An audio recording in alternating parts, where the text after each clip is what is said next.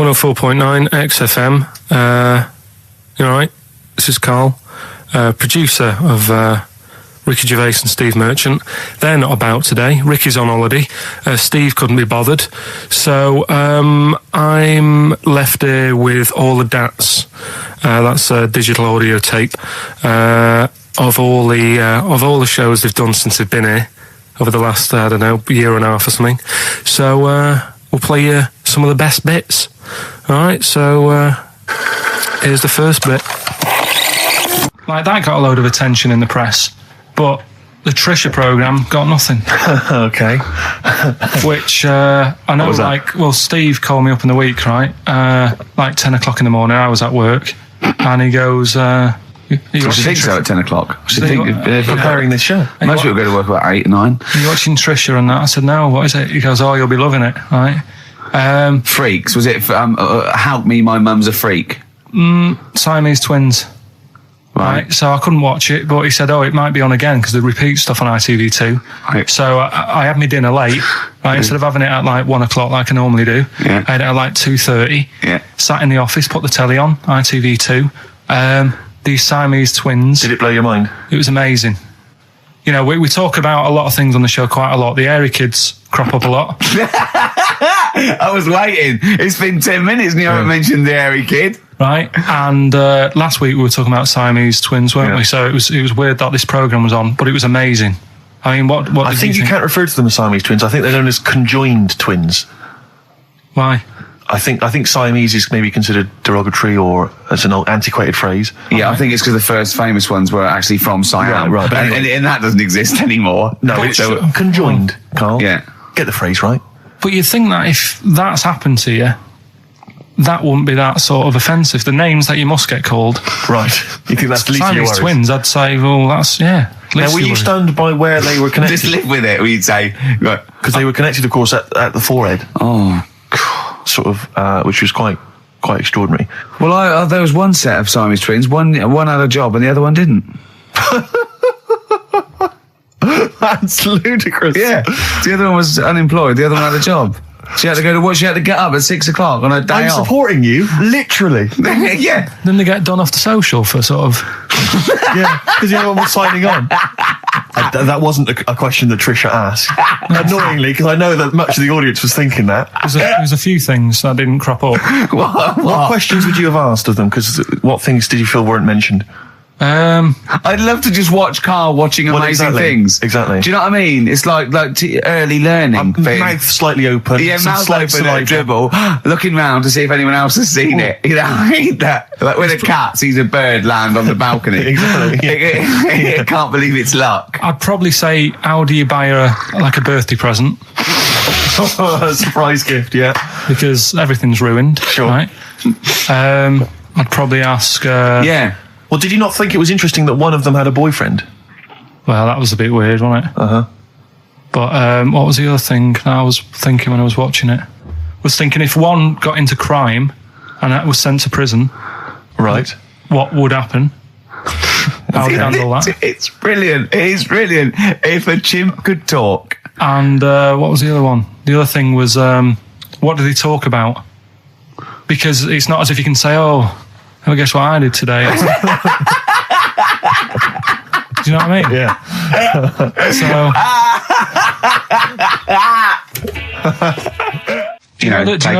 the really weird thing about all this, right? And it's annoying because you were saying about, what should have Trisha have asked and all that. Yeah. But one of them mentioned that one of them was adopted and the other one wasn't. Don't talk rubbish. No, seriously. I didn't understand it, right? Of course you didn't. And then Trisha sort of said, well, let's have a chat. And they were like, no, I don't want to go into that. What do you mean one was adopted? That's what he said. One of them... don't quiz me on it, but that's what was said. Hello there, I'm a multi-millionaire. And I've just seen your orphanage. I'd love to adopt one of your children. You'd like to adopt one? I'd love to adopt a children because I've got loads from around the world, so I'd love to adopt one. I'd give you $10,000 towards your we'll speed it through then, yeah. Okay. We've actually got 2 left. I only need one. I'm only interested in one. Yeah, I don't need any more. Don't need any more. They're sisters. I know it would be tragedy to break them up, but I really only need one. Now break it up. There's the rub. You see. Sure. You just need the one. It's $10,000 now. You can have that. I'll sign it now, but I don't want to discuss it further. I'll bring her around. Brilliant. Okay. Ding dong. Hi. Yeah. Brilliant. You brought my kid, right? Yeah. There she is. There. That's a joy. Yeah. Okay. Just standing next to a bush. Yeah. Do you want to? Can you bring her out? No. Me? It's like, there's nothing behind the bush. So you just want. I just want to be able to walk 360 degrees round her. Do you want her or not? Yes, I can't believe it. What's that little trolley? She's talented. Oh dear. You're talking nonsense, Carl. Well, whatever. I'm a little bit concerned about your toilet discussion. What exactly is your point again? I was just a bit bemused. You see, it's a tricky one. All I'm saying is, right, there I was at the pub quiz. I go to the toilet, not thinking about anything. I try to go, right, there's a little gay fella next to me. I love this little gay fella. Now, the weird thing is, there's nothing stopping him having a little glance, right, because he's allowed in the fella's toilet. Yeah.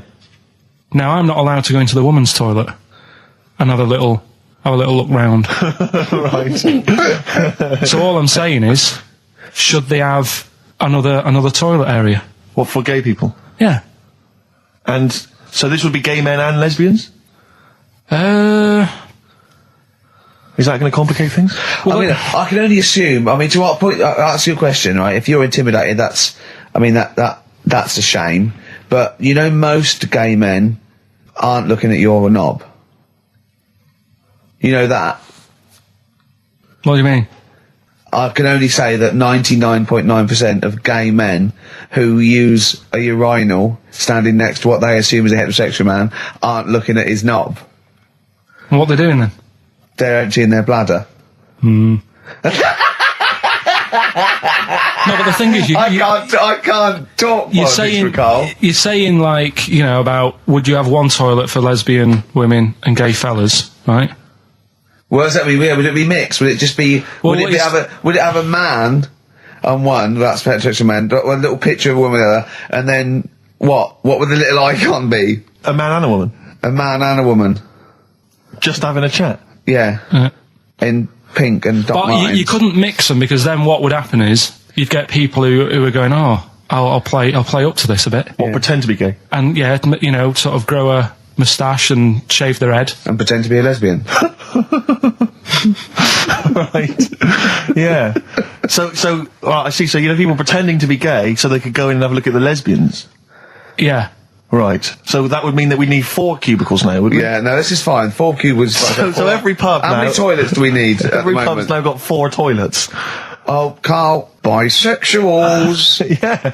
Now, interesting. Bisexuals. How many toilets do we need now? Call the council. Do you use any? Huh? No. No, because they're interested in everything, aren't they? Because a little bisexual fella will be looking at your knob. Right. With them, what you just have a door, you open it, and there's one urinal there, so you can't get a queue.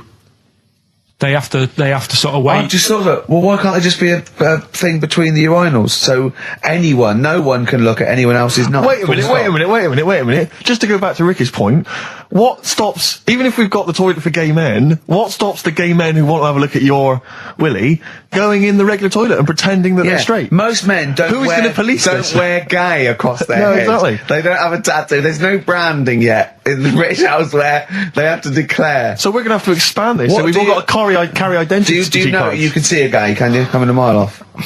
No? No, I'll just hold it in next time. No. Can you tell gay men? Do you know a gay man? I'd say, probably, if you did if you lined some people up and said, point them out, I reckon I'd get... But hold on, we're not talking about people dressed in leather with the arse cut out and an handlebar moustache. Yeah. We're talking about, the everyday, non-seen... Of course. Yeah, but I mean, suppose I put you in a room and there was 10 naked men, right? Yeah. And there's 5 gay men and 5 hetero. Could you walk along that line looking at those gay... Am I naked? No, you don't have to be naked. Why would you have to be naked? To catch them out. Play a record! How would you catch them out? No, don't go into it. Don't go into it. Don't go into it. Play a record. And then the other thing is, the one that I was reading, the world record with the fellow who's pulling a train with his teeth. Does that make any difference that he's done it with his teeth? What do you mean? Well, what difference does it make? Well, isn't it? It's quite hard to pull a train with your teeth, I imagine. Well, it's pretty hard to pull a train. All I'm saying is it because he couldn't beat the fella who's pulling it with his hands? Well, this is my point. I think there was one bloke with a record for the running backwards 100 metres was sort of like 11 and a half seconds. And I was thinking, turn around, you'd probably have a really good go at that. Do you know what I mean? Yeah.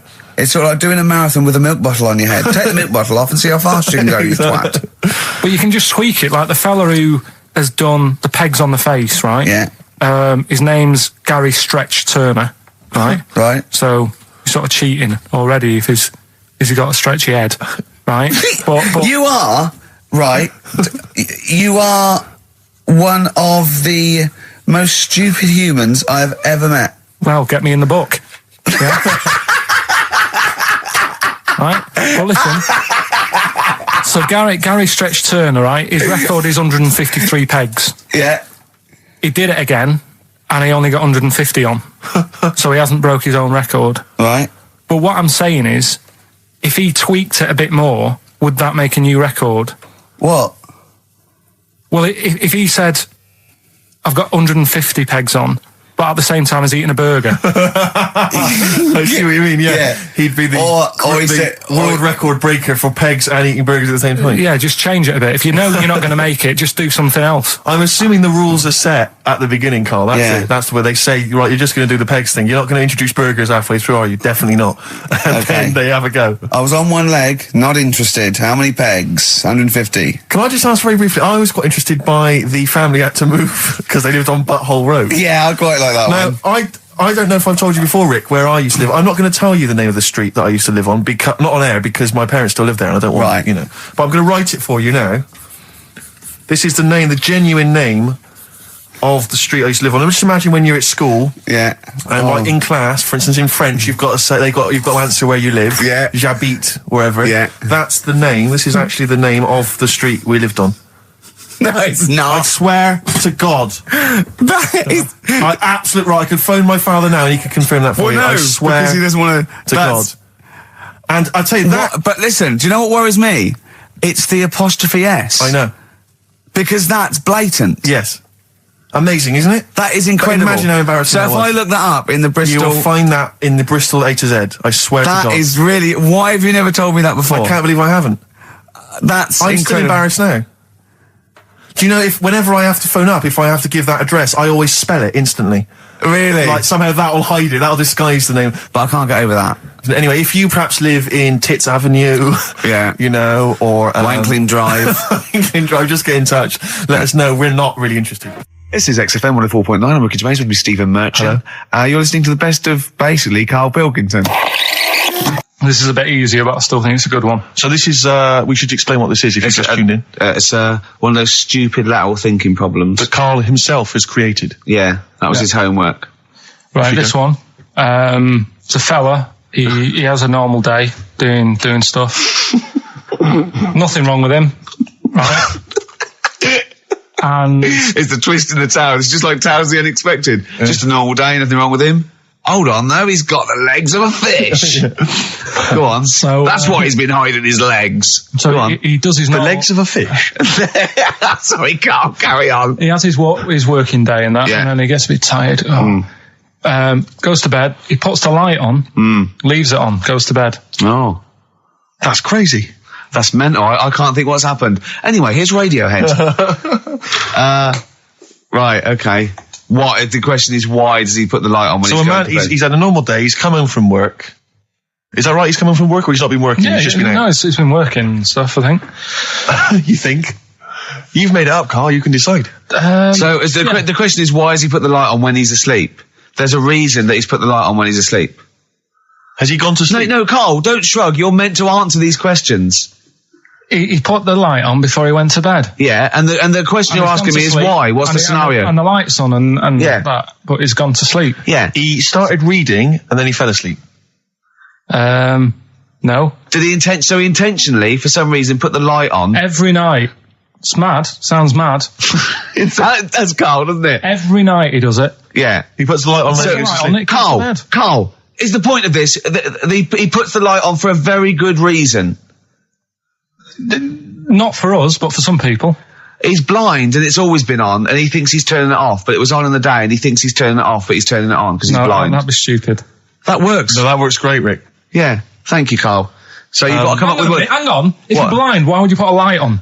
No, he thinks it's off. Yeah. But why would he turn it on anyway? Just think so he doesn't get burgled, so people know he's in because he can't see him. So he just he puts the light on when he's there, then he turns the light off when he goes to bed, so people think it's fine. But he's got it out of kilter, and actually he's walking around in the dark all day. I don't believe that if you're blind, you turn your light on. I don't think you'd be living on your own, would you? I'm not having that for a second. Do blind people live on their own? I'm not having that for a second. Oh, some people do. Lonely blind people live on their own. No, if you got bad eyes. Any even women? Are there any blind women who are living on their own? No, I mean, if you know of some blind women. 08700 800 1234. We've gone through this. If you are a blind woman with no standards and you don't care annoying voices and smell, yeah, then get in touch with you.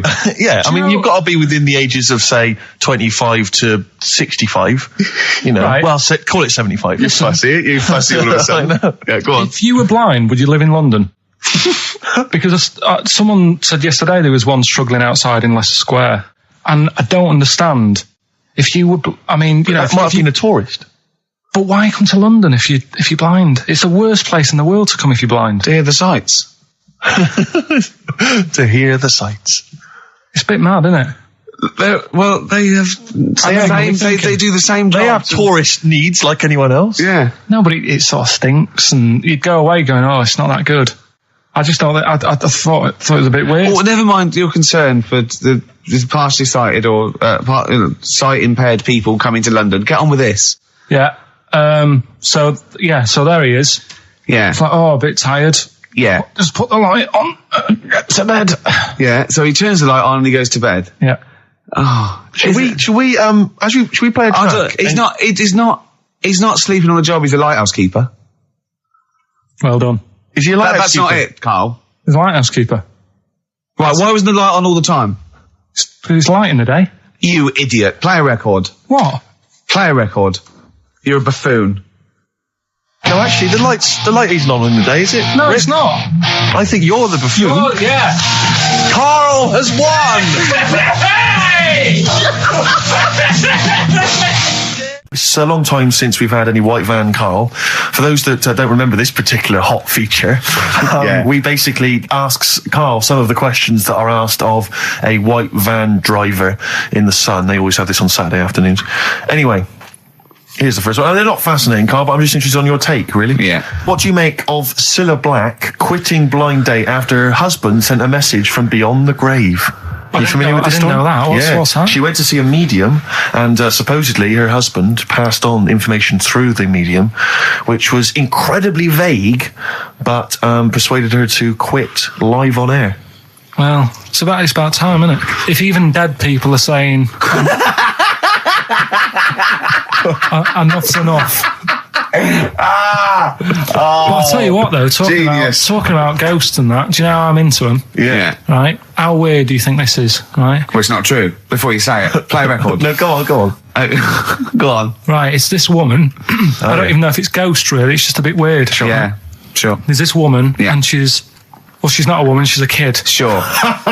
Okay. Sure. She's walking down like a street in her area. It's a nice day and everything. Everything's normal. She's walking down, and a woman comes up, cycling past, right? The woman on the bike looks at the kid, absolutely terrified, right? Got a really scary face on her. Yeah. The kid's thinking, why is she doing that, right? So anyway, she thinks nothing of it, goes, I think she was playing in the park or whatever, goes and has a nice day. About 15 years later... Oh, right, yeah. I think she was going to work, right, on a bike. She was riding her own bike? Riding her own bike, cycling down the road. Oh, yeah. Looks at the kid. That's the thing that happened, like, 15, 20 years ago. Right. It's her on the bike looking at her as a kid. Right. Not another child. No. So it's her. She's seen herself. Carl? I mean, I don't know where to start. Firstly, where's this information come from? But I mean, why do you ever? I mean, I don't know what part of that you think can be true. I mean, honest. I'm speechless. I don't know what to say. What are you talking about? Bit weird, though, isn't it? But it's not true. It didn't happen. Nothing happened like that. She said it did. Well, then she's wrong. She said she saw herself. She saw herself as a kid, didn't she? Did she carry on riding And as an Puck? adult when she was a kid. Did she stop and talk to herself, or did she ride on by and think that's a bit weird? There's me as an 8-year-old. I won't stop. I'll be late for work. yeah. If I'm late again, the boss said he'd be in trouble. Yeah. Oh. Well, And where is this information? Did it happen to someone you know? No, You overheard it on the bus. no, it was in the 14 Times. Ah, right. Well, Okay. that's the answer. Good. We've Okay. got to the bottom of that. Right, good. Well, Carl, what are your thoughts? Why have you stuck it out here? Nothing better coming in, I thought. Well, I'll tell you why, because you're always on holiday. You don't do a lot. You get paid, well, doesn't he, really? He's a moany. I mean, he doesn't try and get on at all. He doesn't deal with people. He moans about everything. And, so he's... I'm alright, I've got my own little room and that. Yeah. Like a cage. It is like a cage, isn't it? And he can shut the door. If people walk past, he goes, shut the door. He doesn't want them looking in. He's like a miserable old chimp. We noticed today how much he's simian, isn't He's he? very strange, actually. We maybe should try and get a picture on the website, because Carl's arms are particularly chimp-like. It's They very, really very are, strange. because he's got that he's got long downy hair. It's And not the like... long extended knuckles. Yeah, and his totally round face that sort of the chin goes back and the dome of his cranium. I think, quite seriously, I know we sort of share about 98.5% of our genetic material with bonobos and chimpanzees, but I think he's got a little bit more. Yeah. I honestly think he's a little bit of a throwback. Just his line, they just kept to this sort of really the ugliest one in the cave and the tree, and he really didn't come out of it. I'm not saying you are, I don't think you are. Yeah, you're chimp-like. No, it does annoy me. My hair annoys me on my body and that. Because I've got like hair on my little toes and that. Have you? Then on the legs. Would you see your little toes? Can you pick things up with them? No, that's right. Okay. Well, that's the finale of this week's show. We're going to see if he can play a record and put the fader up From a tyre, while swinging in a tyre. just using his hairy toes. Yeah. I've sort of got hair all the way, but then it just runs out where it should be. On the top of your head. Top of your Yeah. head. It's just- And is this part of the reason why you're always uncomfortable about, being nude or around naked people? Is that partly the reason, do you think, because you look so grotesque?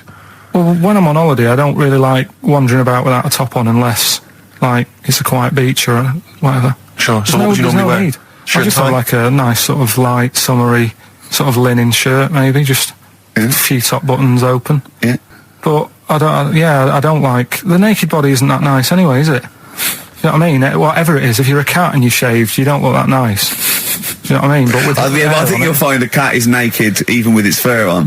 Cats don't wear clothes. No, but what I mean is a bald cat isn't that good. You know, it does me head in that I'm bald. I'm not. I wish if I could have hair, it would be nice. But that's life. Would you prefer animals to wear clothes like Mickey Mouse does?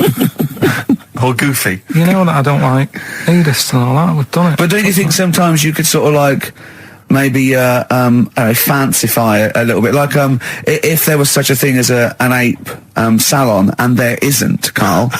There isn't, right? Would you give a orangutan a trim, maybe sort of his hair? Because some of those look like they're going bald, but they've got a comb over, They don't should they? just have a shave. When it's like that. That's what I did. Take it back. And the underarms as well. Yeah, they've really got a lot of underarm hair. Even the women ones. Really? Yeah. That's disgusting. I know. I don't know. I don't even know why they breed. I don't know how they get they laid, some of those horrible old hairy ginger orangutans. Yeah, they are particularly grim, some of those. I know, yeah. The big ones. I know. Ginger ones. Yeah. You can't be happy, can they? What is that? Where did that happen, the ginger thing? Why do people give them, like, a hard time and that? Well, you just gave them a hard time then, so why did you do it? You were just buying in, were you, to people do sort of give... I don't understand why, but ginger people get quite a bit of stick, and I've never understood it. No, well, it's just, I don't know why. I don't know. Don't they? I don't know, it might be historical, it might have been because... I'm sure they don't everywhere in the world. I'm sure it's probably... No, they are. They're always... I've said to you about even, like, ginger cats, they're always fat, because they You're sort of sick of it, probably. Wait. Ginger cats, what do you mean? When you see a ginger cat... They've been eating, like, because they're upset, fed up they've been bullied. You never see, like, a thin, happy ginger cat running about. It's always overweight and looking a bit fed up. It's just a good point, isn't it? I wouldn't say it's a good point, Carl. It's a point.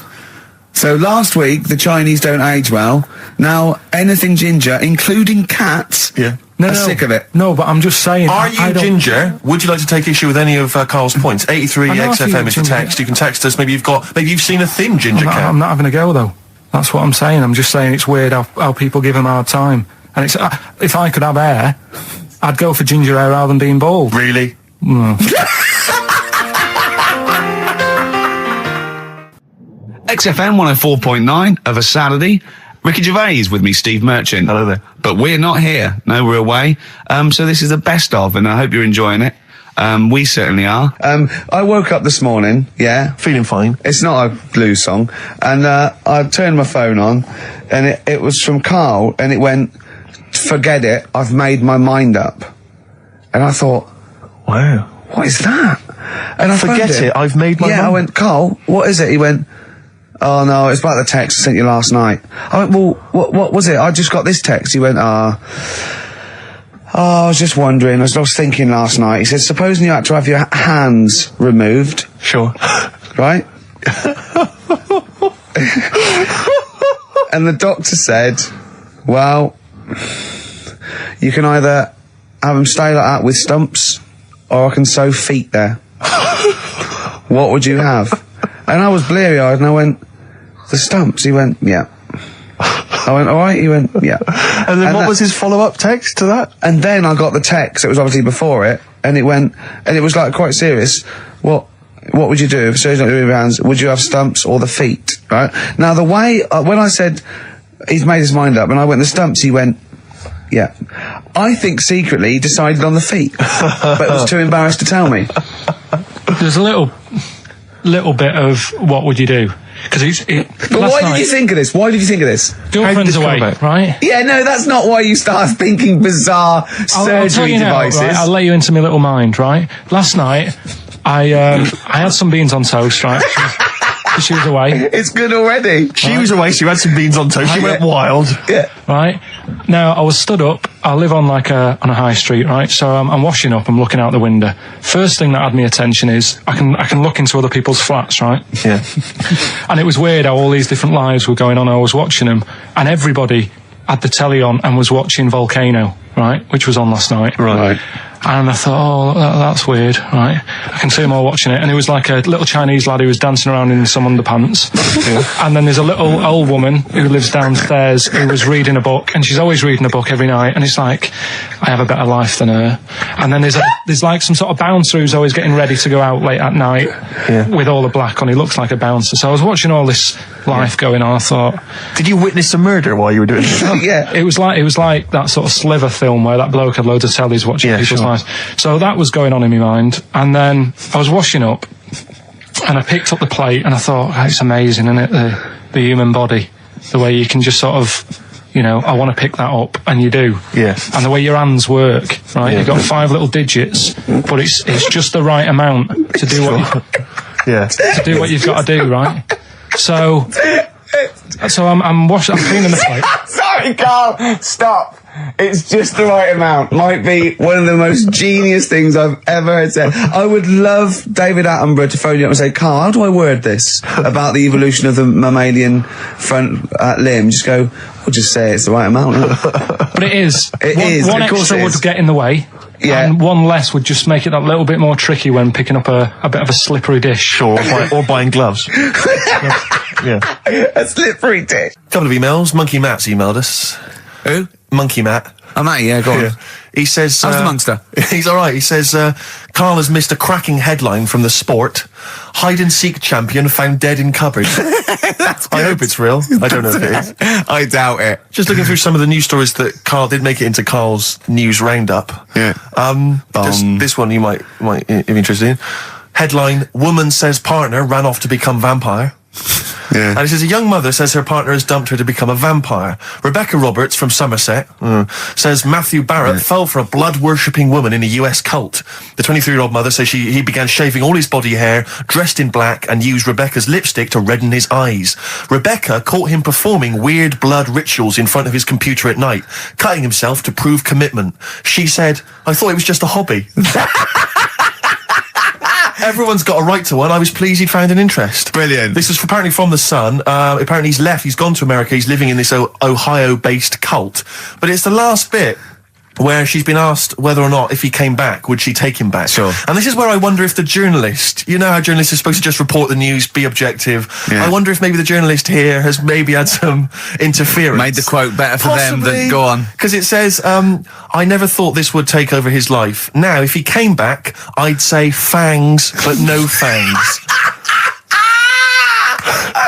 Oh dear! I can't believe. Imagine you're the woman, Rick. Okay. And I've come round. You're the journalist. I'm the journalist, and I've come in and I've said, okay, I read about this. All I have to do is not say that thing. You've come. I understand you're obviously quite upset. Your husband's gone gutted. off. If he came back, would you take him back? Definitely not. Right. What would you say to him then if he came back? Just get lost. Right, but I'm really pissed off with you. Would you perhaps say something a bit more pithy? Not in this situation, no. You're upset? He cuts himself, he drinks blood, he's left me. Sod off. I'm not interested, mate. Because I tell you what. Go on. I mean, I like what you said there, but I wonder if we could condense that a bit more. If he came back, would you say... Go away. Would you ever say something like, thanks, but no thanks? No, because it makes it flippant, because I'm really angry. I know you're annoyed. And I'm upset, so I wouldn't say... I certainly wouldn't say thanks. I might say no thanks. But what if you sort of said it like aggressively, like you giving him the finger, thanks, but no thanks? Like you didn't really mean sort it. of sarcastically? Sarcastically, would you possibly say I might say thanks, but no thanks, and that'll be it. And that's and I'd leave it there. I'd never change that. Sure. I'd never change those words. Can I ask you a question? Go on. Do you like puns?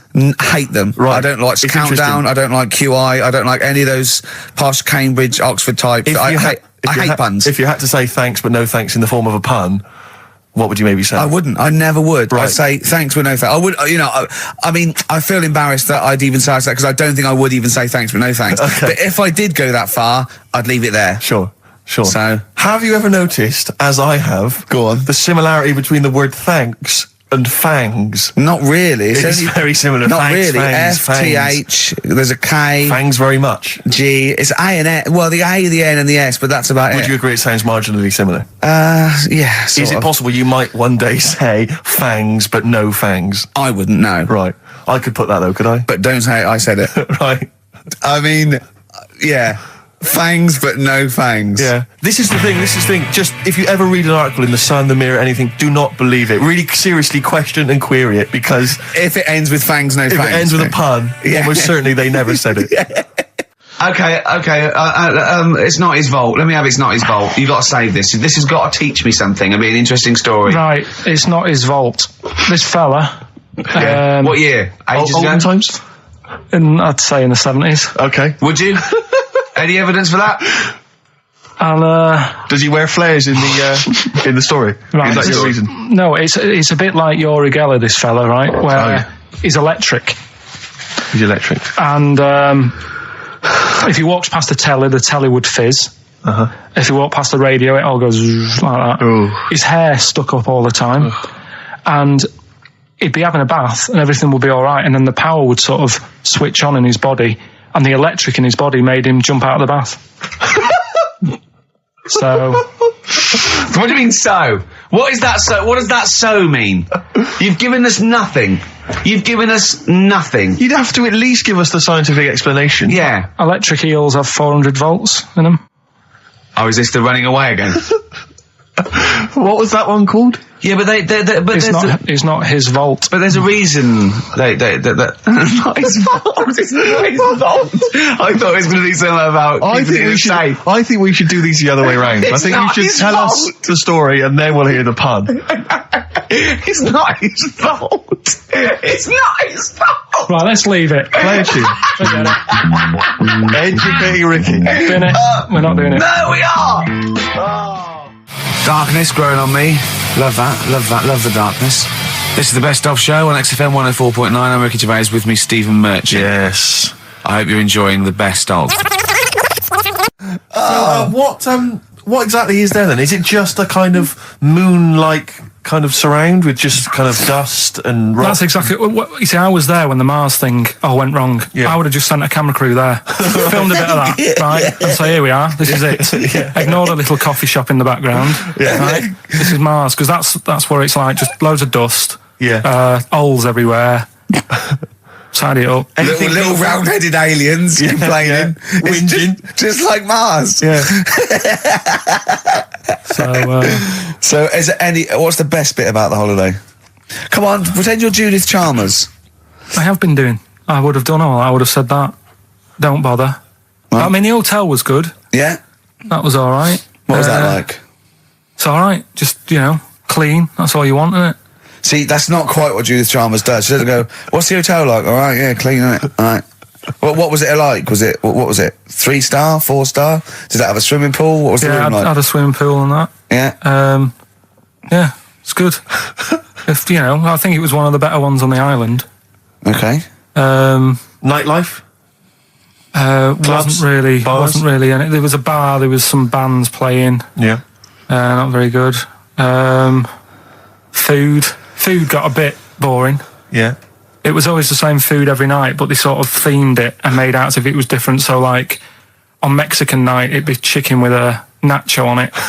Right. And Chinese night, sort of chicken with a little prawn cracker on it and stuff. Sure. But that got a bit boring. That's me just turning on my phone, because I want to read to you a text that I got from Karl. I think you sort of sum up the holiday in this text, don't you? Do you remember it? I can't remember. Let's have a look. Let's have a little look. Instantly, what did Suzanne, your girlfriend, make of it? Similar view to you? That they should fill in the holes? Yeah, it's just that thing. You see, I went on a coach trip, right? And you go and see the volcanoes. Like I say, there's 36 of them. Yeah. Which, how many do you need? And when we're on the coach going round all these volcanoes, the fella on the front's going and look out your left window at the moment, and there's a volcano. And if you quickly look out at the right-hand side there, there's another one. Right. And on the left, he's just like, all right, we've seen it. Sure. Do you know what I mean? Yeah. And that trip, we'll talk about that trip in a bit. Right, this is the text I got from Karl, right? All right. Been up to a volcano. Been in some dead artist's house who built his house in the lava. They said they would show me science with volcanoes, but all they did was chuck some water in a hole and it shot up in the air. No dwarves in the canteen, no scousers here, but there is a Swede woman with a big head. She looks effing gormless with a cap on. All right? So a little reference there to... A Swede woman? What's that mean? Do you mean Swedish? Yeah. Or she looked like a vegetable? No, the Swedish woman. But they've all got sort of quite big bill, aren't they? And I sent him a text. Oh, well, it's just good to a beer holiday because, I'm working. He sent back, so am I. Just been watching Sky News. There is a school for monkeys who want to get a band together. Is that monkey news for later?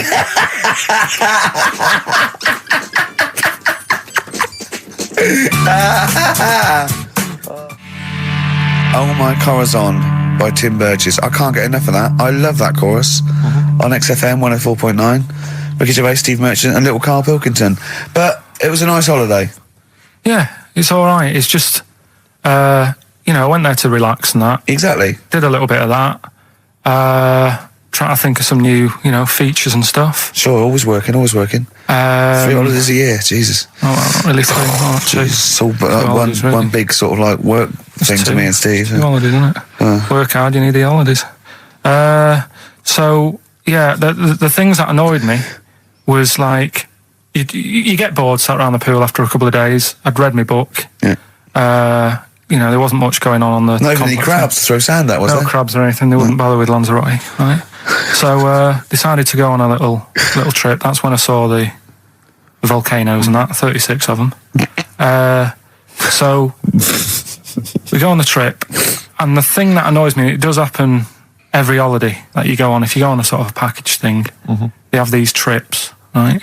And you pay about 40 odd quid, and they give you some wine, so it make it feel like you're getting your money's worth. But how many of these trips have you been on then? Loads. Probably about 12. More holidays than I've had. Go on. Yeah, So go on. anyway, so you're on the coach, right? And they take you for the volcanoes. They took us in the middle of nowhere. Yeah. Right. There's nothing else round there. Sure. It's like I say, it's like Mars, but with holes in the ground. Yeah. Right. And they sort of drop you off, and they go, right, everybody, see you back here in an hour. There's loads of volcanoes for you to look at, and a coffee shop over there. And you know for a fact, right, you don't need an hour there. You could just say, well, just keep the engine running because I'll have a look in this hole, we'll get back on, give us 5 minutes. Don't need an hour. Absolutely. But you know that they've got something going. It's a with backhander, definitely. What, with the coffee shop? Definitely, yeah. They go there and they get everyone to have an ice cream and a coffee, and they sit down, have a fag, talking to the bloke. Yeah, and it's like, cousin. Yeah. How much was the coffee? Was it probably about €3 euros, so I think it was $3.50. Sure. Yeah. Which is, I don't know what, that's about £2.50, isn't it? Yeah, they stitched you up. Well, it's like those people who, those cab drivers that you'll meet at sort of 3 a.m. who've just got a car and just went out with a car. Yeah. And just, I'll pick people up and charge them. Yeah. I got in one once. I said to him, a guy just pulled up. I said, he said, I was in like East London. I'm going back to North London. I said, going to Swiss Cottage. He went, sure, hop in. We set off. He went, do you know the way? I said, well, not really, no. I thought you'd know the way. You're in a cabbie, aren't you? He went, no, don't really know the way there. I said, have you got an A to Z? He went, no. I thought, well, if you're going to go out just on the, just winging it as a cab driver, two things, take a map and a torch. He didn't have either. He said, well, I'll probably get to Camden. I said, well, I'll direct you from there. Drove on for about 5 minutes, making conversation. About 5 minutes later, he went, do you know the way to Camden? I thought you knew the way to Camden. I don't really know the way. I thought you did. Oh. It was lewd. I mean, let me out. £4. Exactly. And that's, I don't know who's got that sort of time on their hands that they just think it's 3 a.m. I'm at a loose end. I think I'll go out doing a bit of cabbing. Wow. Yeah. Because your dad was a cabbie, wasn't he? Yeah, he was, Couldn't stand it, but it's good money. He was he wasn't like a chancer though. What was he doing when he put that little Forrest Gump in a wheelie bin? That was part of the cab company thing. They had to do like a charity event once a year, and he did it 1 year. Never asked him again. Tell us the story again. I'd rather not, because we got a few sort of complaints about it. Why? Why did you get complaints about it? Because he put a kid in a bin, and it's not the thing to do. So, but we could use it as a sort of sobering lesson for people. Yeah, tell it like a you shouldn't do it. Nah, but that's how I did it last time. But people still didn't like it. All the stuff I tell you, we don't take the mickey out of people on purpose. No. It's real life, isn't it? And that goes on in life. Yeah. My dad was saying that in hospital, though. Do you know how he was in hospital? Yeah. He did some jokes about old people and that. And he said, at the end of the day, if something makes you laugh, it's funny. And if it makes you laugh, you can't help laughing, can you? Do you know what I mean? So, what are you meant to do? And laughing's good for you. Yeah. So... But being laughed at isn't as good for you, is it? No, but there's probably more people laughing at one person. So if you balance it out, there's only one person who's upset and there's a bunch of people laughing. So That's genius. Give me an example of that. Give me an example. Well, for instance, Karl Pilkington as he talks and the people listening. Yeah. No, give me a little example of I can't because, again, that's what I'm saying. I can't tell you the story because there might be someone out there who... This person might even be listening and think, I forgot about that and you brought it all back to me. So I'd prefer to leave it, but I think people know... Why did he put him in the bin in the first place? Because he was getting out of hand. What was he doing, though? You see, I can't explain. You can, don't be silly. I prefer to leave it, honestly. What was he doing? Was he annoying him? He was annoying my dad and the other people in the cab. Right. And he thought, how can I deal with this before it gets too out of hand? Yeah. He pulled over and put the lad in a wheelie bin. I'm going to embarrass. So we'll leave that. So then I was thinking, imagine like going to the doctors and he's saying, yeah, everything's all right, your heart's good and everything, but... Your heart's good? What, your Larry's or... Yeah, your heart, you're in good form and whatever, Sure. yeah. It's good news, I had Giano in earlier, he's not looking good. Yeah. Fat swaller. But you're all right, but your hands need to come off. Right. Blimey. But That's bad. Like, I get a second opinion initially. But But I better good news, I've got a nice pair of feet I can sort you out with. Yeah. And he puts them on, and then I was thinking, right, first of all, washing up, what would that be like? I thought, Steve, that'd be tricky. And then the second thing was, it'd probably ruin the sort of the shape of your jumper. Because you have to keep putting the feet through there. Yeah. And then I thought, but I could still cycle in Okay. to work. you could run in. Well, that's the thing. You'd be really fast. Well, that's what I was thinking. I thought I could still cycle because I could balance, and then I thought, but the only thing is I probably couldn't pull the brakes. Because of the little short things. Yeah. And then, like you, I thought, but then again, you're running in half the time. So that's what was going on in last night. Right. That's what I was thinking about. Did you How have long did this take? Well, how long does it take to wash up? Right. Because I imagine you just being there for like all night. Probably 25 minutes. How long did the little Chinese fella dance for in his pants? He's always doing it. Last night he was at it for like 10 minutes. Yeah. And his girlfriend never sits in the same room as him. She's always sat in the bedroom. She's going, you dance in pants again, I go in next door. Well, she was in the bedroom. She's always in the bedroom, sat on the floor, on the mobile phone. Right. All the time, yeah. It's weird how people's lives are just like, it is like that Groundhog Day thing. It's like, he's jumping about in his underpants. The old woman's sat there reading a book. Yeah. And that's what got me thinking about my life. Do you think she ever Are goes... you sure she's not dead? Every time you look down there, she's just flicking through it. She's just reading this book. The pages never turn. She never seems to finish it. She never moves from her chair. Are you sure the Chinese Her girl's cats going... are dead around her. I'm going into next door again. That little Yeah, round-headed the fella's smell. looking in. He's looking in at me. The bouncer goes, "Don't worry, love, I'll go and beat him up." But he's always true. getting ready. That's true. They see you staring at him, washing up, going, "I could have feet here," and they get scared. The old woman's dead.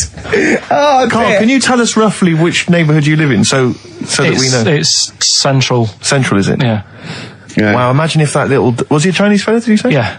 Imagine if he was listening now. I'd love him to call in and explain his actions. Well, he might be on some other radio station talking about a lad who's always washing up and looking at his hands in a mysterious way. But do we have this doctor that would go, "Well, all right, Carl, you can either leave them as stumps or I've got a lovely little pair of feet." Why? I told Jane this, and Jane went, "Is that the only choice?" Could say, "Could I have some dead man's hands?" Have you got any? Where do you get the feet from? Can I have? What would you rather have then? Human feet or monkey paws? Well, I mean, that wasn't an option last night. That if the doctors said... No, it wasn't an option last night, but don't forget, it's in your head, Carl. This didn't happen. No, but I'm just saying, at the time, that's all the doctor had to offer. But it's your head, you can go anywhere. No, it wasn't a real doctor to offer. It's in your head, you can go anywhere. You're not trapped. Yeah, but if you can do anything, then you'd say, we'll sort us out some other hands. Fair point. Let's play record. We gotta come back to this. Wallace Chambers, Kings of Leon on XFM 104.9. I'm Ricky Gervais, with me Steve Merchant and Karl Pilkington. And England are world champions again then, so... Oh, it's brilliant. It was amazing, wasn't it? See, I'm not a rugby man at all. I never watched rugby. I think the last time, was when we won about 12 years ago, whenever it was. And I got into it last week because I realised we were doing so well. I'll watch England win anything. Yeah. Do you know what I mean? I don't care what... In fact, I wasn't into war when I was little until I realised we were so bloody good at it. We are really good at it. It's brilliant. But, yeah, fantastic. Yeah, it was great. Right, that's the rugby thing over. That's What dealt next? with. That's it. That's all I've got. That's all I had today. It does steam me. Sometimes I watch it and it does remind me of when I play rugby, because one of them will boot it down the field, and then someone will catch it and boot it straight back again. Yeah. Which is essentially how we I was play made rugby to at play school. rugby. I had to play rugby. Yeah. And I don't think I'd get rid of the ball so quickly. Yeah. I don't think I ever got tackled or fell over. Yeah. I think I touched the ball about 20 times in the 2 years it was compulsory. Yeah. I was terrified. Yeah, And absolutely. that's same as cricket. I can't, I'm a terrible batsman. I'm all right at bowling, but it seemed like the pastime for people I went to school was to injure you. Yes. It was funny to see someone poleaxe. It was funny to see someone get a cricket ball in the head. Absolutely, yeah. I never relaxed into rugby because the first day I was going to play it, my mum, I swear to God, my mother said, "You're playing rugby today, you got the kit and everything. Enjoy it, be careful." There was a kid at my school who broke his neck. And Cheers, Mum. thanks very much for that. See you later. So I just went to school absolutely Man, one thing, petrified. broken neck, is that, or does you get better in a couple of days? Oh, No, you can find your wheelchair. No. Enjoy the game, though. Yeah, no, it was. It was absolutely I was just petrified from that day. See, on. at least American football, you know, Got helmets. the helmets. Yeah, but anyway, well, no injuries, thank God. Thank goodness. So, well, I tried to play rugby, but it's awkward when you've got glasses. I don't know. There's something about you didn't really play with glasses on. Yeah, I couldn't see anything, could I? I couldn't see anything. How else was I going to play? Oh my God! And so you're bound to be cautious because inevitably you're a bit more cautious when you've got glass next to your face. You were the tallest person on the pitch as well. Yeah. I mean, you were when you were about 14, you were probably 6 foot already, weren't you? Yeah. And everyone else was what, 5'2"? Yeah. So you were towering above them, with glasses on. Just with the glasses on. And you've got pretty cool glasses now. You've had a bit of a makeover. It's like Trinity and Suzanne said, first thing to go, the glasses. Sure, sort them out. Yeah. And presumably you used to have those National Health sort of bottle. Pretty much. Yeah. Is it true you've never been able to mosh? I tried to mosh. Because I've always watched people stage dive in, moshing at concerts. I've always thought that looks like brilliant. You know, when they ride above like everyone's wave, heads, like they're surfing across someone's heads. And everyone's like, yeah. And I always wanted to do that because I'm a big rock music fan. And the only time I did mosh was at Rage Against the Machine. I tried to mosh at Rage Against the Machine. I love the idea of a band called Rage Against the Machine, aimed at a man with glasses who won't mosh. Well, it was at the Reading Festival, and I think the lead singer, I forget his name, he went, can I just remind everyone that racism and fascism are on the rise in Europe again.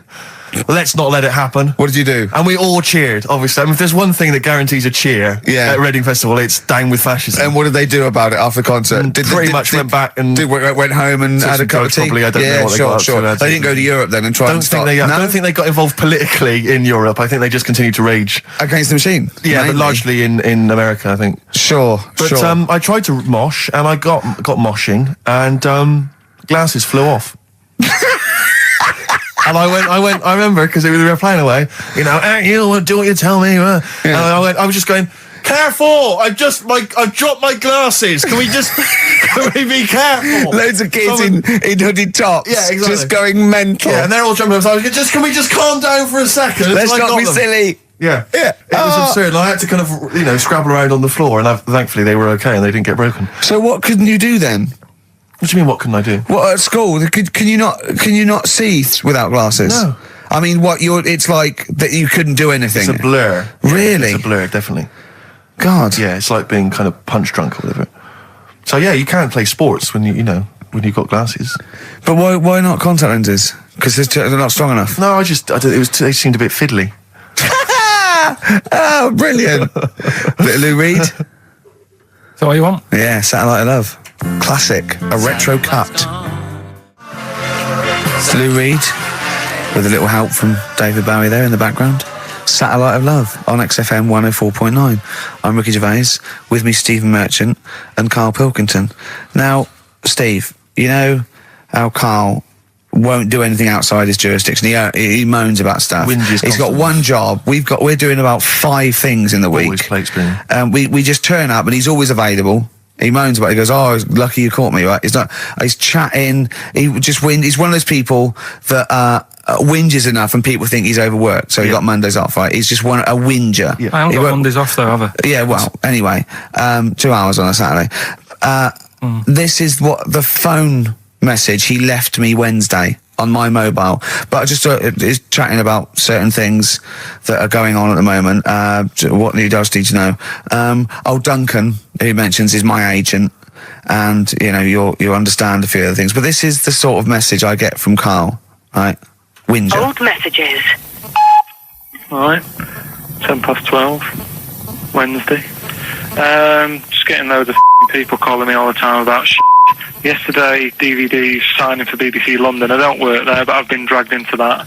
I've got a woman on leaving a message from Talk PR going on about do you want to go and see Pop Idol again? Right? They're just saying you and some listeners can go.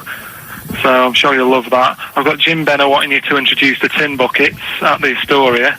So can you just let Duncan know that I'm doing his job whilst he's sat on his arse with his thumb firmly up his arse? Can you let him know that I'm running around like a here sorting shit out for you? Alright, see you later. Message left at 12. Do you know what I mean? I know, but that's the kind of phone message he's leaving. But Do you remember who he was before you? But he's started working even with him? annoyed that he gets a phone call. I remember he got a phone call for you to do a voiceover and didn't pass it on. You missed a voiceover. That was thousands of pounds. No, I did pass it on though. I told you. You I did. said a You woman. said someone had phoned. Yeah. That's not good enough. But who's that? Well, she didn't say, and I didn't ask. But Of course it's not my she job to do it. said. She didn't say. Rubbish. So you didn't take the number down? Just when she went, oh, can you tell Steve to call me? And you went, yeah. Yeah, well, I just thought you'd know her already. I should have known. It was a woman, so I should have known. He's having a go, you see? Unbelievable. I don't know how it's come back on me. You're the one who was picking on it. Yeah, exactly. I'm saying. I'm defending. Why is he having a go at But you? he never picks on Ricky because he knows you are his bread and butter. Seriously, do you know what I mean? The only reason he's got Mondays off is because you're still doing this show. Yeah.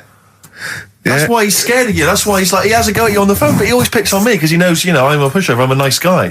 He's scared of you. I can't believe, I don't know how it works. Is that true? Steve, I'm always sorting you out. I look after you. I'm not Sorted you saying out you with don't, tickets. I I'm not sorted saying you don't, but I lager got out. you today. Why are you picking on me? What do you mean you're sorting about tickets and lager? What's this? Right, whenever you want tickets. Yeah, sorry, like, I don't want to use this as like moaning time and that because I don't like to moan. I'm busy and that, right?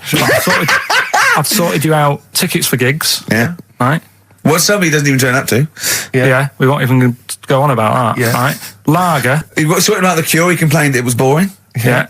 There was that big drum of lager that you had, and you said, oh, put that in your room for me. Yeah. Because I don't want to carry it home. Right? Lazy. So I said, all right, then I'll put it in my room. It goes missing, it gets nicked. Then you have a go at me because it got nicked. Yeah. I get you another one. You make me carry it around town for you for half an hour. Then you say, oh, I can't be bothered taking it home. Can you take it back to work for me? Yeah. But interestingly, this is like a year ago, so it's obviously it's still pressing on you. Oh, is hang it? on. And I forgot the one when we had an argument over 50p. When we went out You for a didn't want coffee. to give me 50p back that you owed me. That was the same day you'd given him about 40 quid worth of lager. But see, this is my problem. This was my point at the time. It's not the 50p in terms of money is not what's important. The fact that you think you don't have to give me money back because it's only 50p, that was the point at stake. It's me who makes a decision. Oh, don't worry about the 50p, not you. It's only 50p. I'm not going to give it to you. Do you know what I mean? There's got to be rules, otherwise it's chaos, Carl. Come on, mate. All right. I don't want to fall out about No, it. that's not all right. Should we kiss and make up? Do you want that? Do you want to do It's that? all right. Yeah. Well, should we play a little record and come back to this? Because I can't believe it started with you slagging him off, Rick, and I've ended up I know. as the monster. I know. Bit of R.E.M. Yeah. R.E.M. and Animal.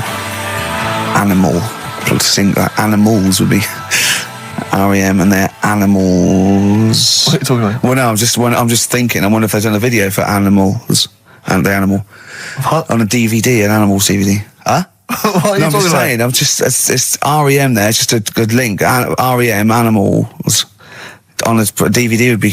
I've got an animals DVD out. My got an DVD, animals yeah, my DVD DVD, my live stand-ups out. Buy it. HMV and I don't think Virgin. you should- Well, no, I don't I'm just think you should saying. plug Animals. your- No, it's I don't funny. think you should 'cause plug your stand-up I'm on not the show. plugging it. It came up in the animals from REM. Came I don't up. think you should plug your DVD. Well, buy it now. It's a really good stand-up DVD. I It's think out if you're going to for- buy anything, I think I ought to balance this out really. If you're going to buy a DVD, you should probably buy the Office series too, because Well, I get no, money for That's that. been on telly. Animals. See, Animals hasn't been on telly. The Office has been on telly. It's involved with it. But I don't get any money for No, the I know, Animals but that's DVD. what I mean. I get wasn't everything involved. from Animals, whereas I've got to share The Office, where it was with you and some of the other actors, whereas I get the lion's share. Lion's an animal. The lion's share of Animals. It's all mine, you see. So, The truth of it is that it's not. I mean, it's your stand-up, and it's Yeah. not great. It's a bit no, but weak. nor's my A acting. lot of the observations Nor's my are quite acting or poor. writing. No. You're a but great actor. I'm rubbish in The Office. One trick pony. Well, I I just agree with touch my that, tie and I look at the camera, bored with that. Yeah. Animals, whole new side. Yeah, but 15, frankly, you've been 15 quid. You've been doing so much publicity on TV that if people have seen it all, they'll have probably seen all the best clips. No, yeah, And, but I mean, The there's only a Office, couple of decent It's gags. only really the dance, and you can get that on a JPEG. So I Some other wouldn't- great stuff. Don't in buy there. The Office. There's some other great stuff in there. No. Phoenix Nights is better than The Office. So buy Phoenix Nights. Don't buy The Office. Okay. Well, right. Let's get on with it. That's yeah. that. Right. What else is You've happening? probably heard most of the stand-up observations on this show, so. Right. What have you got for us? Available in HMV. Go on. Oh, well. I'm annoyed.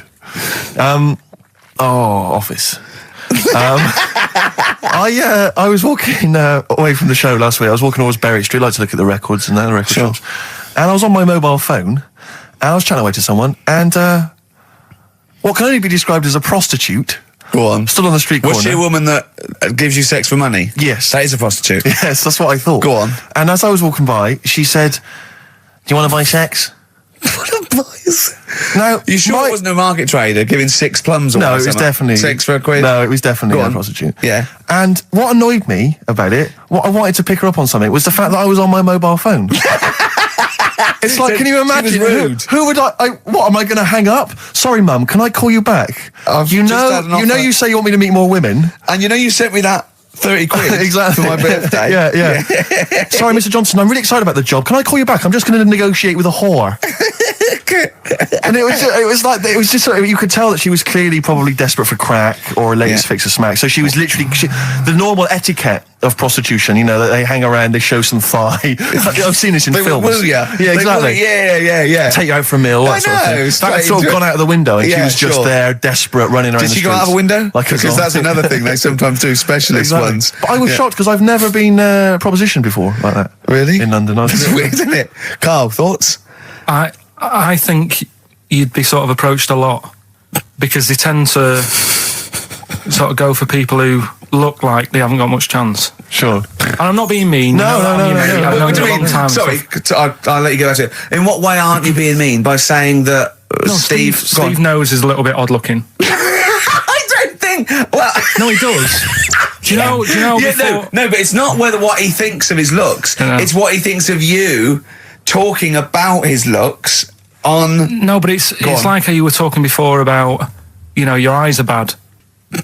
It's nature's little way of saying, look, nothing to see here, right? Don't get that! I don't know what you mean. But when you look in the mirror and that, they've gone, look, he hasn't got the looks, let's make his eyes bad, right? Yeah. Nothing to see here. Yeah. That's what I'm saying. See, They're balancing it out, right? Yeah. And it's funny, right? Now we're on the topic. Sorry, Right, I wasn't- Johnny Depp. No, listen, but I'm gonna... My chest is gonna burst at this moment. Whenever we go because- into this conversation, I always think to myself, Carl, do you know what you look like?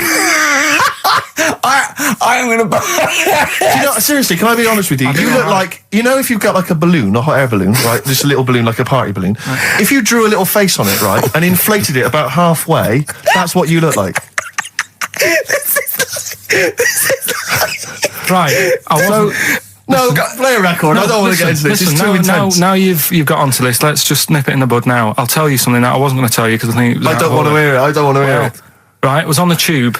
Right, well, I was. Someone told me they were on the tube. Right, and the tube pulled into a station. Right, and one of the women saw the poster that's out at the moment with you and Rick on it. Right. Yeah. So this woman apparently goes, "Oh look, there's it's Ricky. Ricky's on the radio." Right. And the other woman goes, "Oh yeah, don't you listen to it?"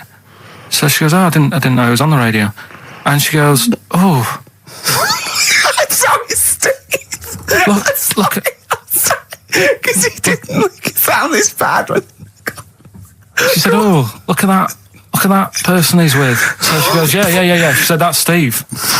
She said, I was sort of aware that he looked odd because Carl mentions it on the radio. Yeah. So it wasn't as much of a blow to me, but I can see how it was a bit of a shock to you. Yeah. So that's weird, isn't it? Yeah. And that isn't me sort of telling this woman to say anything. That was all happened without anybody else sort of bringing it on. Yeah. Do you know what I mean? Yeah. So Was it... Sorry, you seem to be relishing this. Was it because of the little balloon story that made you... I honestly, Steve, I wouldn't have told you, but if you're going to start, having a pop, Yeah. do you know what I mean? I can't just sit here and take it and that. No. I mean... all mates. Yeah. It's just, Yeah. Well, I mean, I was mistaken for Johnny Vegas. Steve's got a story about that, if you want to have a go at me. well, someone just thought you were fat with a beard, which is true. Well, don't have a go at me because he said you look... Well, you started it. No, I didn't. Yeah, No, you I did. didn't. You were milking it. You were I egging him I on. was laughing. You were egging him on. I sort of was. Yeah. But let's not, Oh, it's a good job you've got lots of good mates like Jonathan Ross you can go and hang out with. You don't need other friends, people who've helped you in your career. He's a good-looking bloke, isn't he, Jonathan Ross? He's a good-looking fella. Play a record. New single from Evan Dando, that's called It Looks Like You. XFM. Out of Time by Blur. Luckily, we're not out of time. Got another hour and 25 to go. So it's not over yet on XFM 104.9. I'm Ricky Gervais, with me Steve Merchant and Karl Pilkington. We've had quite a lot of emails, as ever, Rick. I should just say, because we're very lazy. It's a much listened to show. We're very lazy people, and we rarely reply or read out the emails. But I never read the emails. Absolutely. So I rely, if I haven't replied to them, or my mail, Steve opens my mail and reads my emails. So if I haven't replied, it's just because he hasn't passed it on to me. Yeah. Okay. But I haven't passed it on to you because I know you'll never reply. Sure. So, I'm just cutting out that. But just want to say thanks for the emails. We do read some of them, and we do appreciate the fact people send in jokes. I appreciate it. I love it. We've I don't have to do anything towards it. Sure, we had an email from Jack. He just said he missed the last 2 weeks' shows. Has he missed anything? Not really. No, it's the same stuff. Same old I think last week Karl was having a go at Chinese people not aging well. He had a go at the gays, and he came up with a ludicrous story about a monkey that was impossible. Yeah, exactly. So I don't think Jack's missed much. No. Go on. No. We've just had an email from the Pringles people. Oh, right.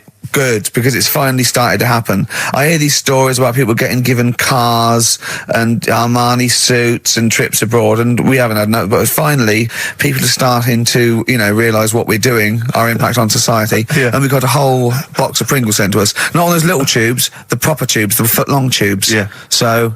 and what have they said? Well, the Pringles guys they want them back. No, they've said they like the show, and if you want more Pringles, give them a call and they'll send you more Pringles. Yeah. I bloody love Pringles. Yeah. Pringles are... The thing about Pringles is, they're Moorish, right? Yeah. But how would I put it? You know the sort of thing when I open them, yeah. And by that when I pop, right? Yeah.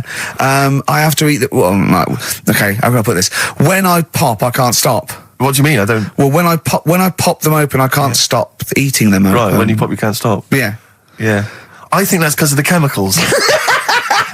I think that might be the reason. But they're good chemicals. They're good chemicals. They're the best chemicals. Pringle chemicals. They're not bad chemicals. Lovely. Like using chemical warfare. Yes, I want some more Pringles. Yes, what else more, do they do? More Pringles. It's interesting, actually, you were saying that like other people, like Kylie, I imagine, would get given sort of maybe sexy underwear. You got Robbie Williams, where he gives the Armani suits. You get sent the crisps. Yeah. Which seems appropriate. Yeah. Oh, it's nice to be sent. Go on. Talking of Pringles, on the Finchley Road tube station, early on my way in. There's a lot of Pringles there, isn't there? Well, I'll tell you a job I don't like. What? I wouldn't want to be doing. The woman, there's a little woman who sits in the little snack stall on Finchley Road station. Yeah. And I don't know how to describe it, really. She is surrounded by snacks. She can't move for snacks. Does it look like American Beauty, but with different... Not dissimilar to that. Yeah. It's a little hut on the station. And it's like, if you go to the seaside, you can put your head through one of those cardboard cutouts and it looks like you're a big fat person or whatever, and you can have your photo taken. It's like an equivalent of that, but it's just snacks everywhere. She's got bananas up to her chin. She's got chocolate coming down to her eyes, crisps either side of her. She can't move. She can't do 360 degrees. She's like packed in there. I don't know how she gets in there. I think they put her in there first, and pour in the bananas. Yeah. And then they go pour in the nuts. She has 2 hours of makeup before they exactly, dressing her in there. Because I'll ask for something from the fridge, and she cannot turn her head to see. She has to go by feel alone, just to feel the fridge and get stuff out and pass it. And often I'll say, that's not what I wanted, but she can't. You've got to let her off. It's extraordinary. Dear. But there's no music playing. Does she have nothing. to sell her way out of it? Exactly. If it's a slow day, she's stuck there till the next day. Yeah, it's like a world-breaking attempt. Yeah. Oh dear. First Finchley Road. So if if you're on Finchley Road or just want to pop down there, have a look at the snack woman, because it is. How does she get refills though? I don't know how it works. I don't know how she goes to the toilet or eats. I don't know what she does. Yeah. But God bless her. That's one of the jobs you wouldn't have. That's jobs I would not like. I've always worried about working in one of those big photocopying places. Sure. Because it's just that constant taste of toner. Yeah. You know what I mean? It's so dry, and I just imagine going to work with a hangover. Yeah. 8 hours in that sort of I think environment. it's those jobs where what's the best that can happen that day? Do you know what I mean? The photocopying shop. What's the best? Well, they probably have interesting things, like people going and photocopying porno mags. Can I have 30 copies of my art? Right, yeah, exactly. Yeah, I couldn't make it to the staff party. Yeah. But I wonder if I could do that in here. Yeah. Carl, what job wouldn't you want to do? Well, any job. You're a lazy... You're joking, aren't you? I've done loads of stuff. I'm quite happy now doing what I'm doing. Yeah? You look happy. Trying to think. You sound happy. Yeah, I mean, calm down. You on drugs? I'm all right. Are you on E? Before England have won and that. I'm happy for them. Yeah, go on, happy for them. I'm happy in that. Yeah, what do you mean happy for them? We are England. Happy for us. Yeah. I mean, we didn't play. I did very little towards it. No. It was mainly Johnny Wilkinson. I barely contributed. Switching on the TV was about as much as I did. Exactly. And shouting, "Come on!" Yeah. Talking about jobs and that, though, I was reading the other day about, rubbish jobs that people have had and stuff. I haven't got time when I'm at work, man. I just get on with it. I'm not squiddly diddly. Fingers in pies, different jobs. Go on. Do you know Ivor the Terrible? Ivan. He, his Russian. Yeah, that was the Welsh fella. Who was bloody awful, but not as bad as his Russian cousin, Ivan. Go on. He had a fella doing some work for him, right? This fella built his house. After it was done, right? The terrible fella was like, fella Ivan. He was going, "Oh, it's brilliant. You've done a good job there. Yeah. I don't want you to build another one like that." Took his eyes out. Just stopped him making an house like that. One. Blimey. That's bad, isn't it? Why didn't he take away his trowel? Then he could have seen, but he couldn't have built a house without a trowel. You can't build a house without a trowel. Yeah.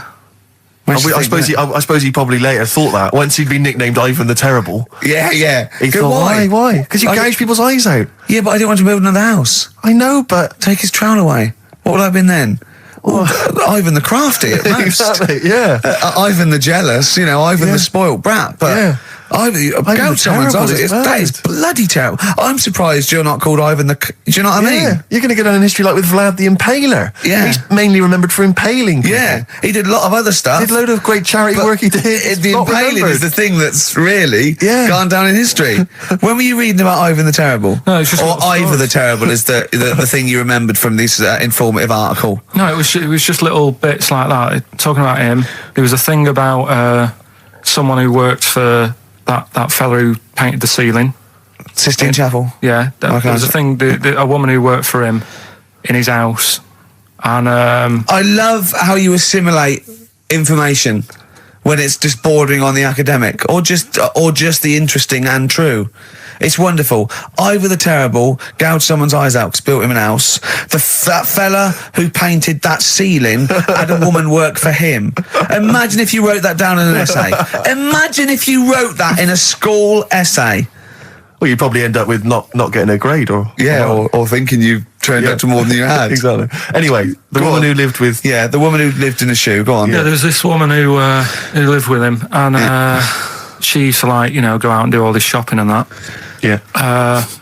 But because she couldn't read or write, he used to have to draw everything that he wanted. Why couldn't you just tell her? I don't know. No, wait. That's an excellent point. Could she talk? Yeah, but if it's a big list and that, loads of different coloured paints. But why couldn't she draw on a piece of paper? Why did he have to do it? Because he's a better drawer, isn't he? That's the point. That is. We were just looking for the logic of the story. You found it. You done it. Play a record. He's a better drawer.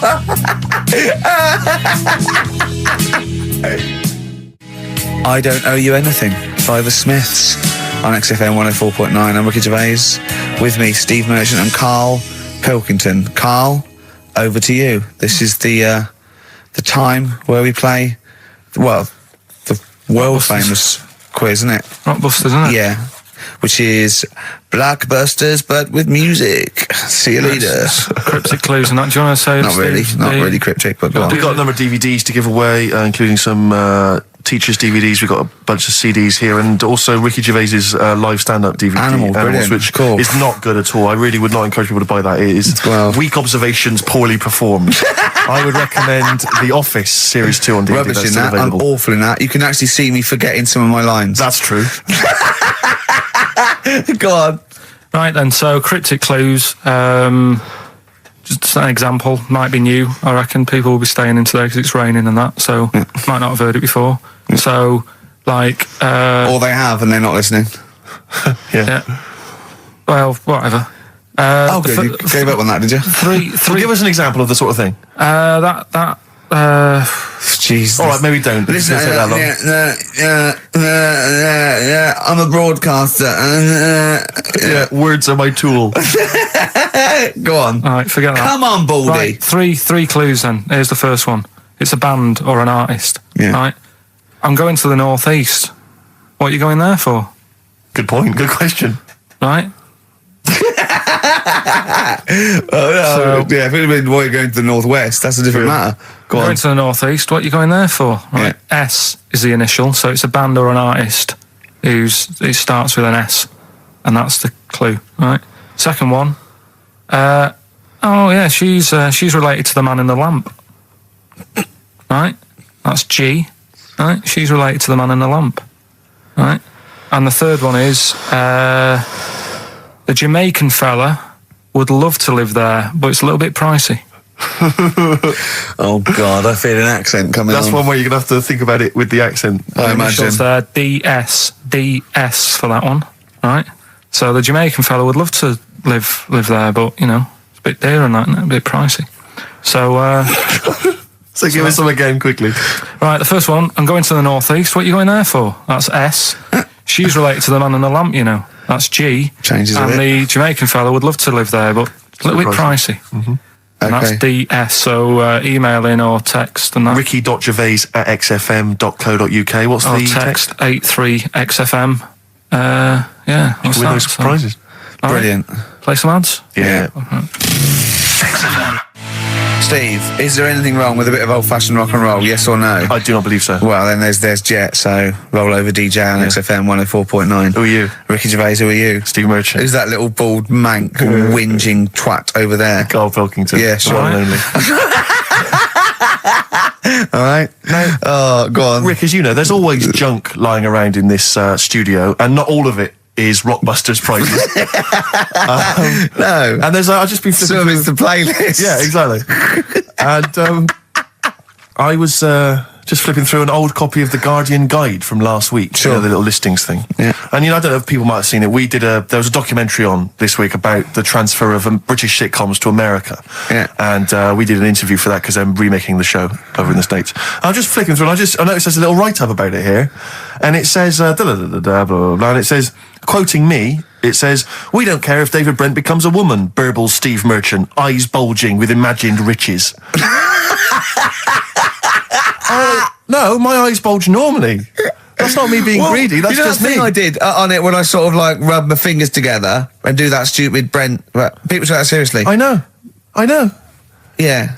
It's extraordinary. Oh, some people got it, but I think it was something in the paper the next day said Gervais's mannerisms could have been transferred as dollar signs. Well, I was doing it sarcastically. Exactly. I was doing it like that. I was pretending that I just cared about the money. Yeah. So, Yeah, irony, you see, people say Americans don't get irony. Most people here don't get irony. Absolutely right. That's Yeah. why they think this show's rubbish. Yeah. I know. We fooled them. Yeah. We've had the last laugh. We Exactly. think it's really good. Exactly. Carl, come on. Let's have some news. Let's do some proper radio. Have you? All your news comes from Ananover, doesn't it? That's What will where Dr. Fox I do got that. about now at 2 o'clock? He'd do some amusing Some news. It's coming up for 2, and here is the news with Karl Pilkington. Well, like I said, it's just headlines and that. I don't bother reading on if I No like point. the headline. And it's all from You get the Ananover, story, not from a newspaper or It's not made up or anything. These No, are real okay then. Well, headlines, so- let's see. Okay, imagine Trevor McDonald doing this. These are real news headlines. Okay then. Wow, they're real to Karl. Okay, here we go. And here is the news with Karl Pilkington. Bong. Man hid in wardrobe to avoid work. Yeah, good. All right. Bong. Teenager gets stuck in washing machine. Bong. Dutch man has 2 right feet. Bong. Cow hit by train lands on farmer's wife.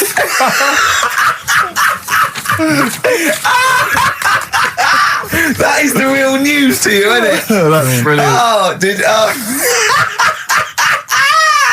I was just thinking the cow flying through the air. Yeah. And the wife going, oh no. Yeah. Oh dear.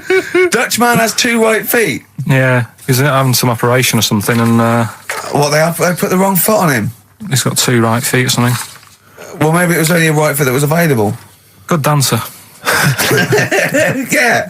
Oh dear. What Well, else? in real news, I was I followed that thing with it was that fella that got into the palace when Bush was there. Right, an undercover journalist, yeah. I mean, it would have been a problem if he was a terrorist, but it's sort of like, and as the palace said, you know, all our tests are to expose terrorists, not journalists. Yeah. I just think it was it was no big deal, really. Yeah. And it was much more bigger deal for Well, I the think it was- journalists than anyone else. It was like, well, okay, well, all the journalists in the world can pop up as long as no terrorists get in. Yeah. We're all right. Exactly. Yeah. A bloke just got through a terrorist. No, an ice cream seller. Yeah. That's all right. Then. It was like the waiting hand for a finger. I can't believe it. It's Baz Bammingboim from the Daily Mail. Yeah. And I think that's Gary Bushell. That's fine. That's fine. Don't worry about it. Yeah. But it was just that all he did wrong though was just lied on his CV. Well, I think he did. But everyone lies on their CV. Of course. Of course. Everyone Actually, gives references. I don't think I've ever done a CV. I tried to lie. I did one once when I was at ULU and I was an events manager. I applied for a job at Radio 1 for events manager. Didn't even get an interview. Yeah. So I just stopped the CV lark. Sure. And I just, The one knocked back and that was exactly. it. Yeah. No, yeah. So You've lied on your CV, have you, Carl? Yeah, loads. Yeah. It's just it's like someone from Little Britain. Yeah, no. Yeah, loads. Yeah, go on. Come on. there was one Radio, when come on. there was a job going at Granada. In fact, this isn't even lying, and I still didn't get the job. Go on. right? But Well, you Granada, don't get a job just because you don't lie. It's not. Have you lied? No, you got the job. Yeah. No, but there was they ask you loads of stuff, don't they, that you think, well, that's got nothing to do with the job. I don't know why you're bothering me, asking me certain stuff, right? Qualifications, things like that, yeah. Yeah. But, well, it was languages, Yeah. right? What did it say? It just said, put your name, put your address, languages, right? And, What? Oh yeah. And I What, you don't speak any other language, do you? well, I just put English quite good. You didn't. No, I did. Honestly, asked Suzanne. I think you told me this before. Did you really put English quite good? Yeah, honest to God. Didn't hear back. Well, you know what they meant now. That you know what your error was, don't you? Are you fluent in French, German, Chinese? Yeah, but I didn't want them to think I've got loads of big words and that. Do you know what I mean? Well, I don't use loads of big words and stuff. No, they There's meant. no Do you point. speak any other languages? It's any other languages, Carl, not the one They your assume that you native can language. speak English because you're filling out a form. Yeah.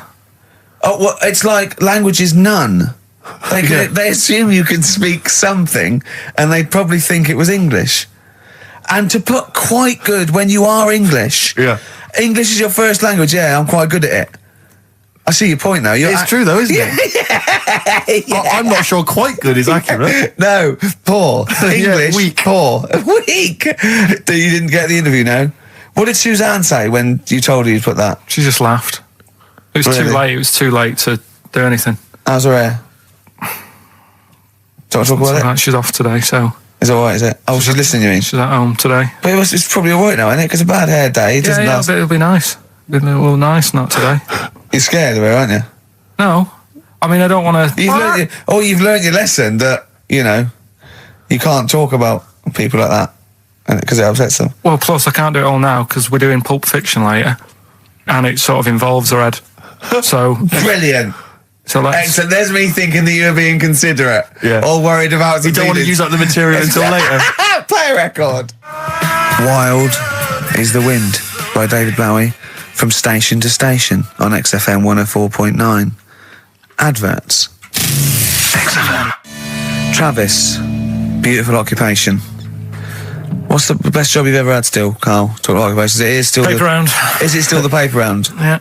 That's ridiculous. No, it was good though. If you look at it, like, what I liked about it, you're your own boss. No, you're not. You're not your own boss. No, the guy The who runs news the news agent agency. is your boss. All right. But then once you get out and you've got your papers and that, you're on your Do own. what you want as can long as think you about deliver the stuff. papers exactly to the places he said you are in the time he said. Yeah. It's and I did. freedom, isn't it? Any jobs you wouldn't do? Go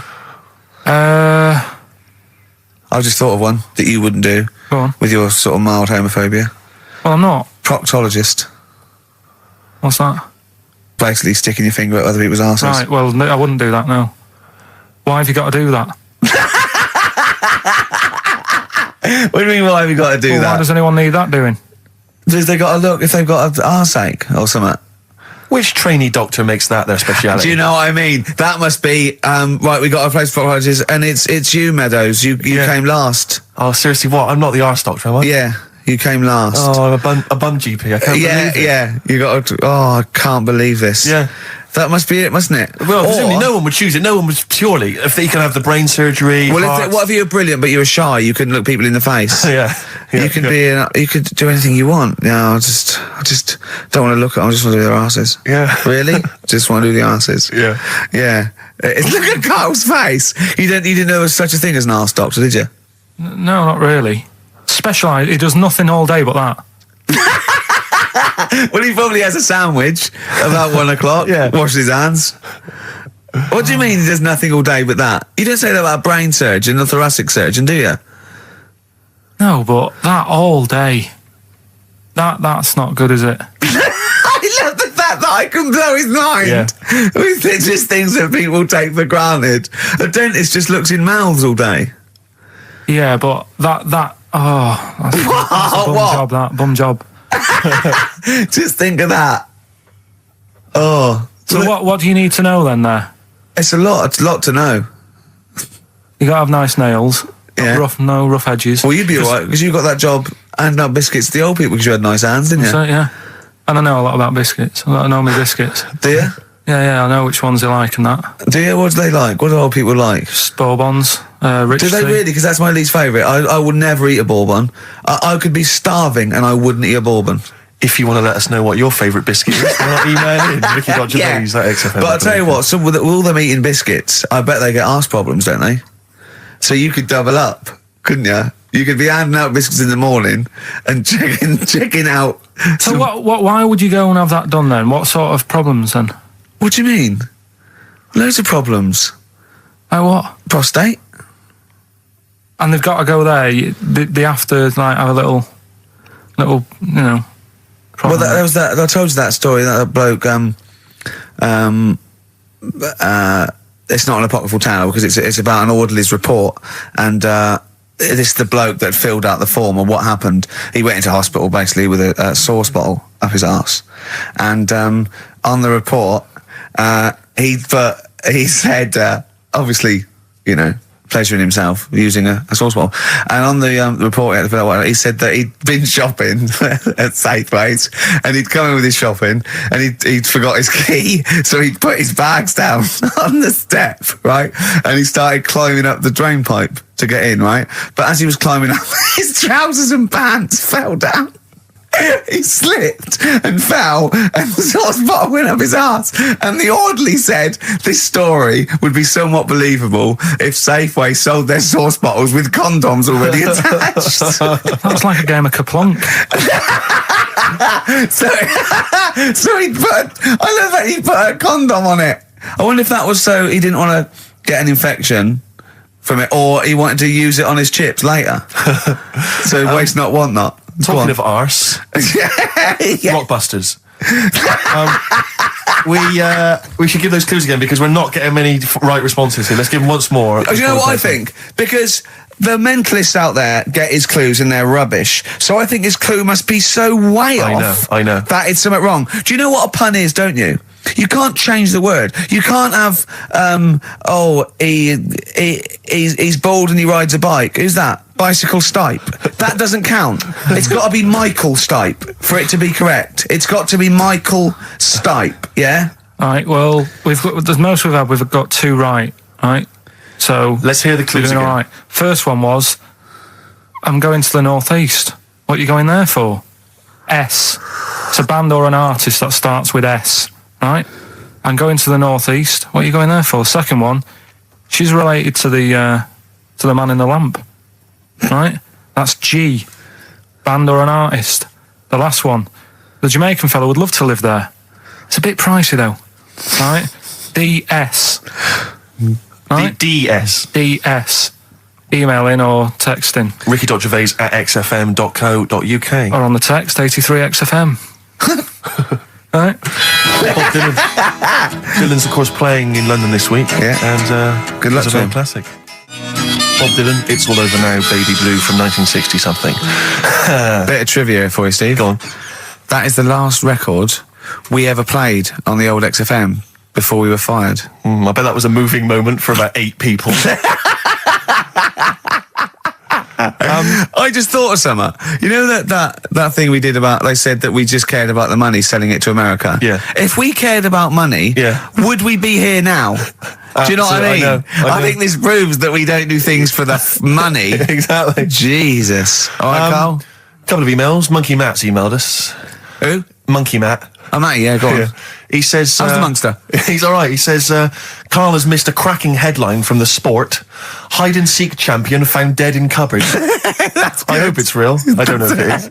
I doubt it. Just looking through some of the news stories that Carl did make it into Carl's news roundup. Yeah. Just this one you might be interested in. Headline, woman says partner ran off to become vampire. Yeah. And it says a young mother says her partner has dumped her to become a vampire. Rebecca Roberts from Somerset says Matthew Barrett fell for a blood-worshipping woman in a US cult. The 23-year-old mother says he began shaving all his body hair, dressed in black, and used Rebecca's lipstick to redden his eyes. Rebecca caught him performing weird blood rituals in front of his computer at night, cutting himself to prove commitment. She said, I thought it was just a hobby. Everyone's got a right to one. I was pleased he'd found an interest. Brilliant. This is apparently from The Sun. Apparently he's left. He's gone to America. He's living in this Ohio-based cult. But it's the last bit where she's been asked whether or not, if he came back, would she take him back? Sure. And this is where I wonder if the journalist, you know how journalists are supposed to just report the news, be objective. Yeah. I wonder if maybe the journalist here has maybe had some interference. Made the quote better for them than go on. Because it says, I never thought this would take over his life. Now, if he came back, I'd say fangs, but no fangs. Oh dear! I can't believe. Imagine you're the woman, Rick. Okay. And I've come round. You're the journalist. I'm the journalist, and I've come in and I've said, okay, I read about this. All I have to do is not say that thing. You've come. I understand you're obviously quite upset. Your husband's gone gutted. off. If he came back, would you take him back? Definitely not. Right. What would you say to him then if he came back? Just get lost. Right, but I'm really pissed off with you. Would you perhaps say something a bit more pithy? Not in this situation, no. You're upset? He cuts himself, he drinks blood, he's left me. Sod off. I'm not interested, mate. Because I tell you what. Go on. I mean, I like what you said there, but I wonder if we could condense that a bit more. If he came back, would you say... Go away. Would you ever say something like, thanks, but no thanks? No, because it makes it flippant, because I'm really angry. I know you're annoyed. And I'm upset, so I wouldn't I certainly wouldn't say thanks. I might say no thanks. But what if you sort of said it like aggressively, like you were giving him the finger, thanks, but no thanks? Like you didn't really mean sort it. of sarcastically? Sarcastically, would you possibly say I might say thanks, but no thanks, and that'll be it. And that's and I'd leave it there. I'd never change that. Sure. I'd never change those words. Can I ask you a question? Go on. Do you like puns? Hate them. Right. I don't like Countdown. I don't like QI. I don't like any of those posh Cambridge, Oxford types. I hate puns. If you had to say thanks but no thanks in the form of a pun, what would you maybe say? I wouldn't. I never would. Right. I'd say thanks but no thanks. I would. I mean, I feel embarrassed that I'd even say that because I don't think I would even say thanks but no thanks. Okay. But if I did go that far, I'd leave it there. Sure. So, have you ever noticed, as I have, the similarity between the word thanks and fangs? Not really. It's very similar. Not Fangs, really. fangs, F-T-H, there's a K. Fangs very much. G, it's A and N. Well, the A, the N and the S, but that's about it. Would you agree it sounds marginally similar? Yeah, Is it possible you might one day say fangs but no fangs? I wouldn't know. Right. I could put that though, could I? But don't say I said it. Right. I mean, yeah. Fangs, but no fangs. Yeah. This is the thing. Just, if you ever read an article in The Sun, The Mirror, anything, do not believe it. Really seriously question and query it, because... If it ends with fangs, no fangs. If it ends with a pun, almost certainly they never said it. Feeder. Do you know what? I'm annoyed at now, right? We've got another ad break coming up. How many ad breaks have we had in this show? I know. Carl, how many ad breaks have we had in this show? It's only about 3 an hour, 3 or 4 an hour. 3 or 4 an hour, so about 3 minutes. So... 20 minutes. 20 minutes is wasted on shite. I mean, apart from the stuff we talk about. Well, it's funny you should say that, because someone said to me last week that they felt that there were more adverts now on the show than there used to be. Are there more adverts in the show? I think, just checking some of the emails, I think that's because people are requesting them. They find them more entertaining than what we're giving them. But... can't we sort this out? Don't go on about it. No, can't we though? Why can't we have less? Why have we got so many? Is it... It just happens, doesn't it? Well, no, you can't listen to radio after every record. It's bad enough trying to keep them listening with the rubbish we come out with. Yeah, we've got Rockbusters here, let's get them back. Right? Come on then. Right, has anyone got all 3? No. No, right, okay, so there's some... I'm going to ban Rockbusters. Okay, go on then, what are the clues again? Tell me the answers. Well, give us the ones that they did get. Alright, well, they did get She's related to the man in the lamp. What's that? That was G. That was Genesis. Right? Genesis. Like Genesis. So the sister of the genie, Genesis. They got that one. No. What's the band's name? Genesis. No, Genesis. say the band name. Genesis. Right, okay. Well, I don't get it, because genie is just nothing like that. Well, they did, so don't worry about it. Stop worrying about the ads, stop worrying about that, all right? The third one was, the Jamaican fella would love to live there. Go on. But it's a little bit pricey. Go on. Right? That What was the initial? DS. Deer Streets.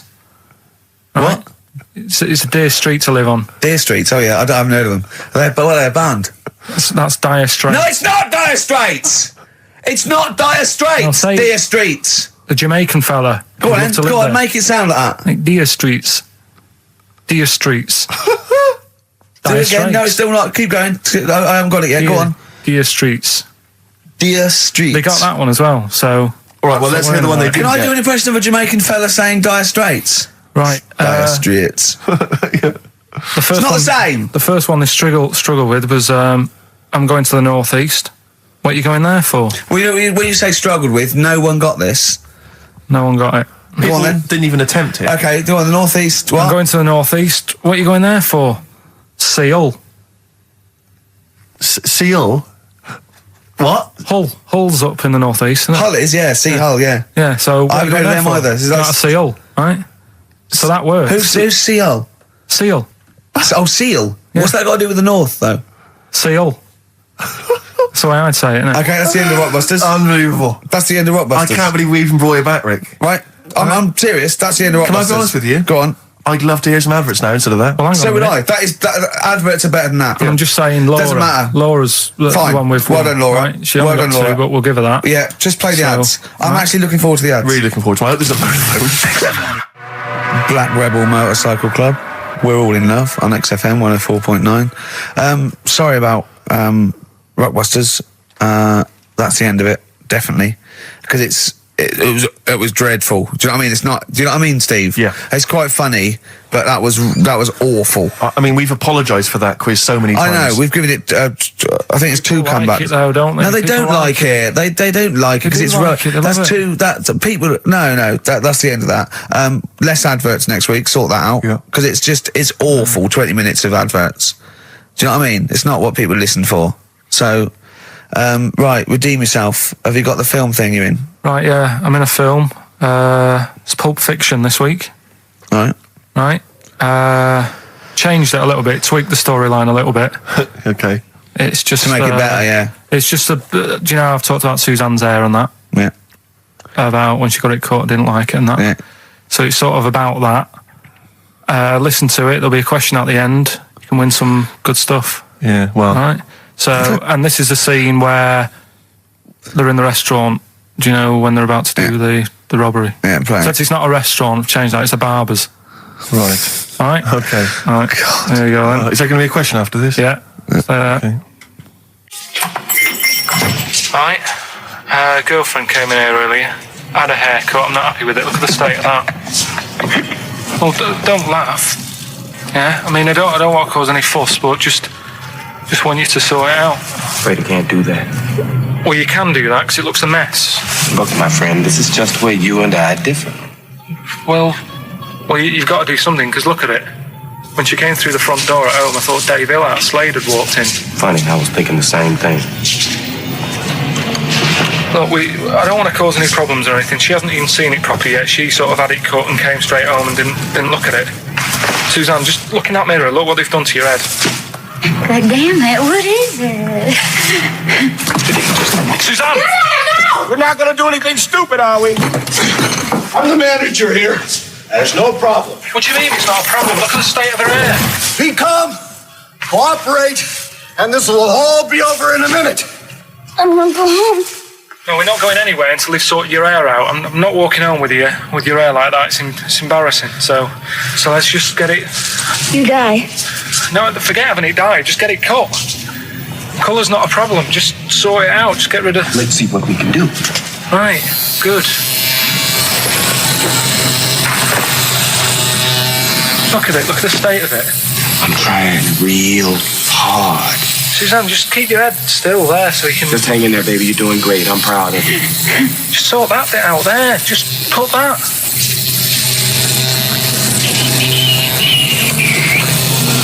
My barber says I've got the hair of a Chinaman. Have you heard that before?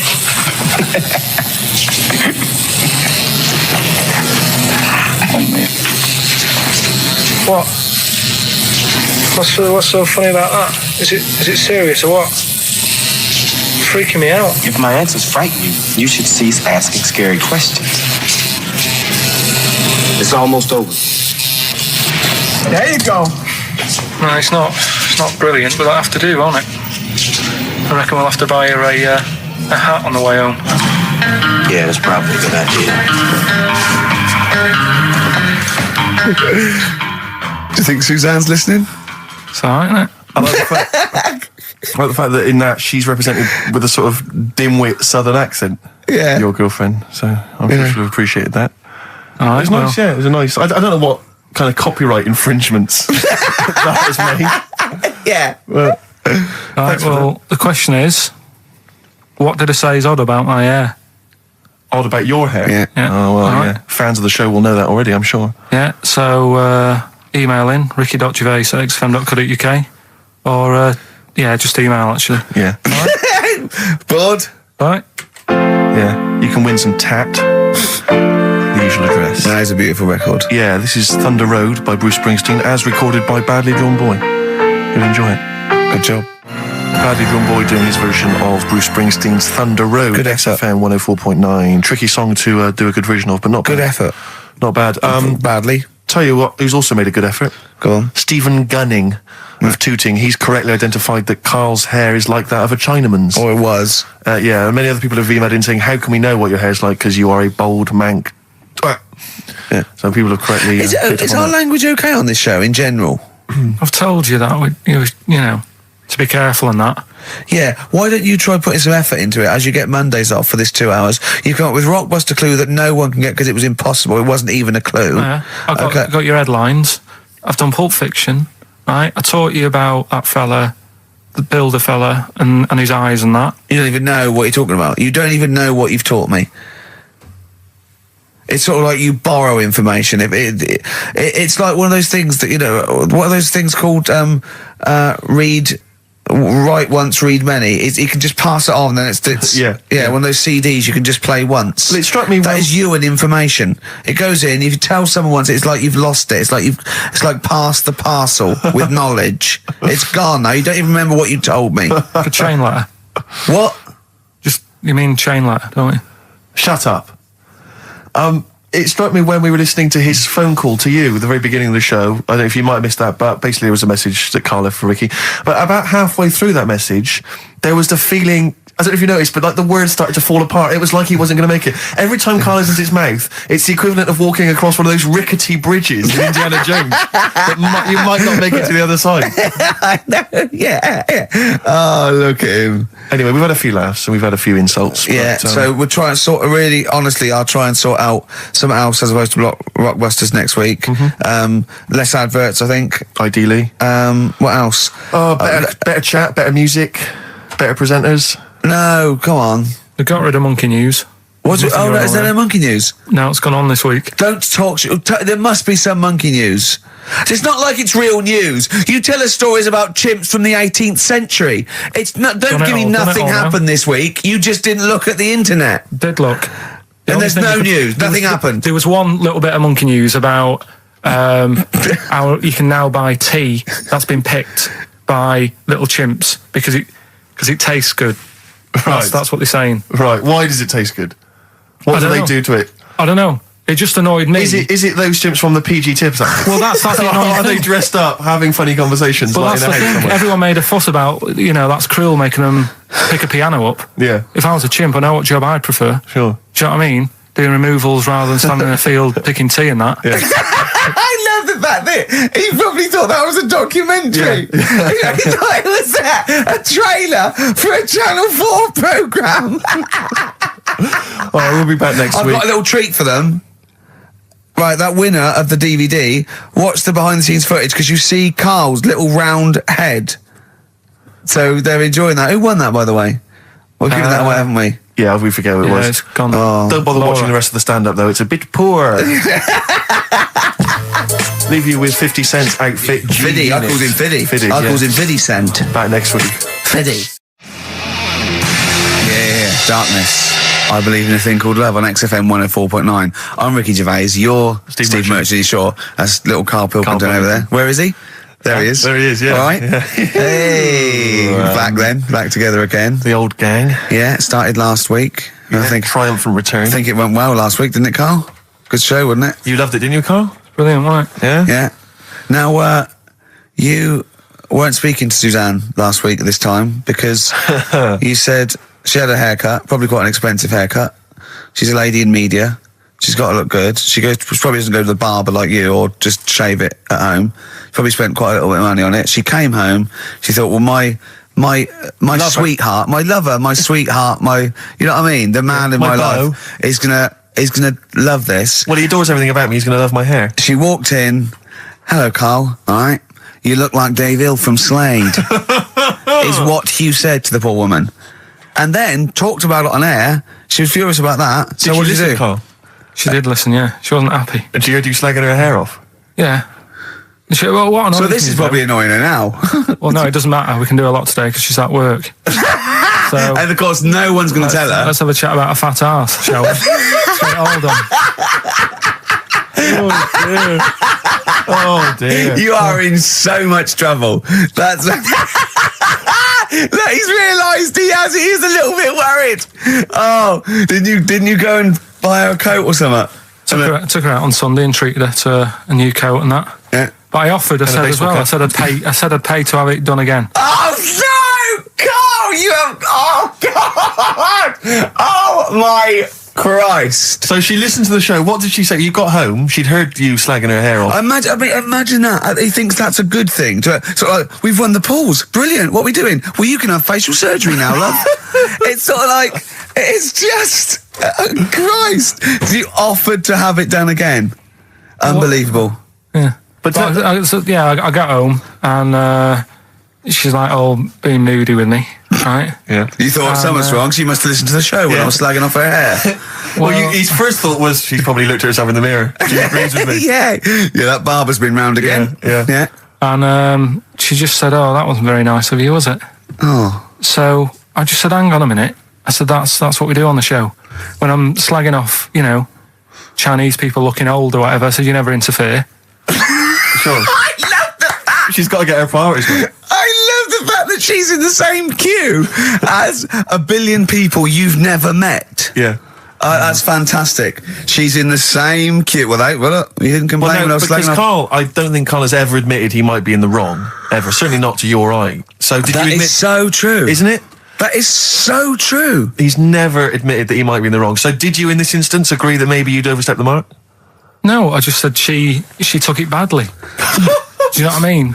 It's only a haircut. Yeah. Yep. Well, Steve, you haven't seen it, so you can't start interfering on this one. No, okay. No, I haven't seen it, but I very much doubt she looks like Dave Hill from Slade, who, if I'm, unless I'm mistaken, used to cut his hair with garden shears blindfolded.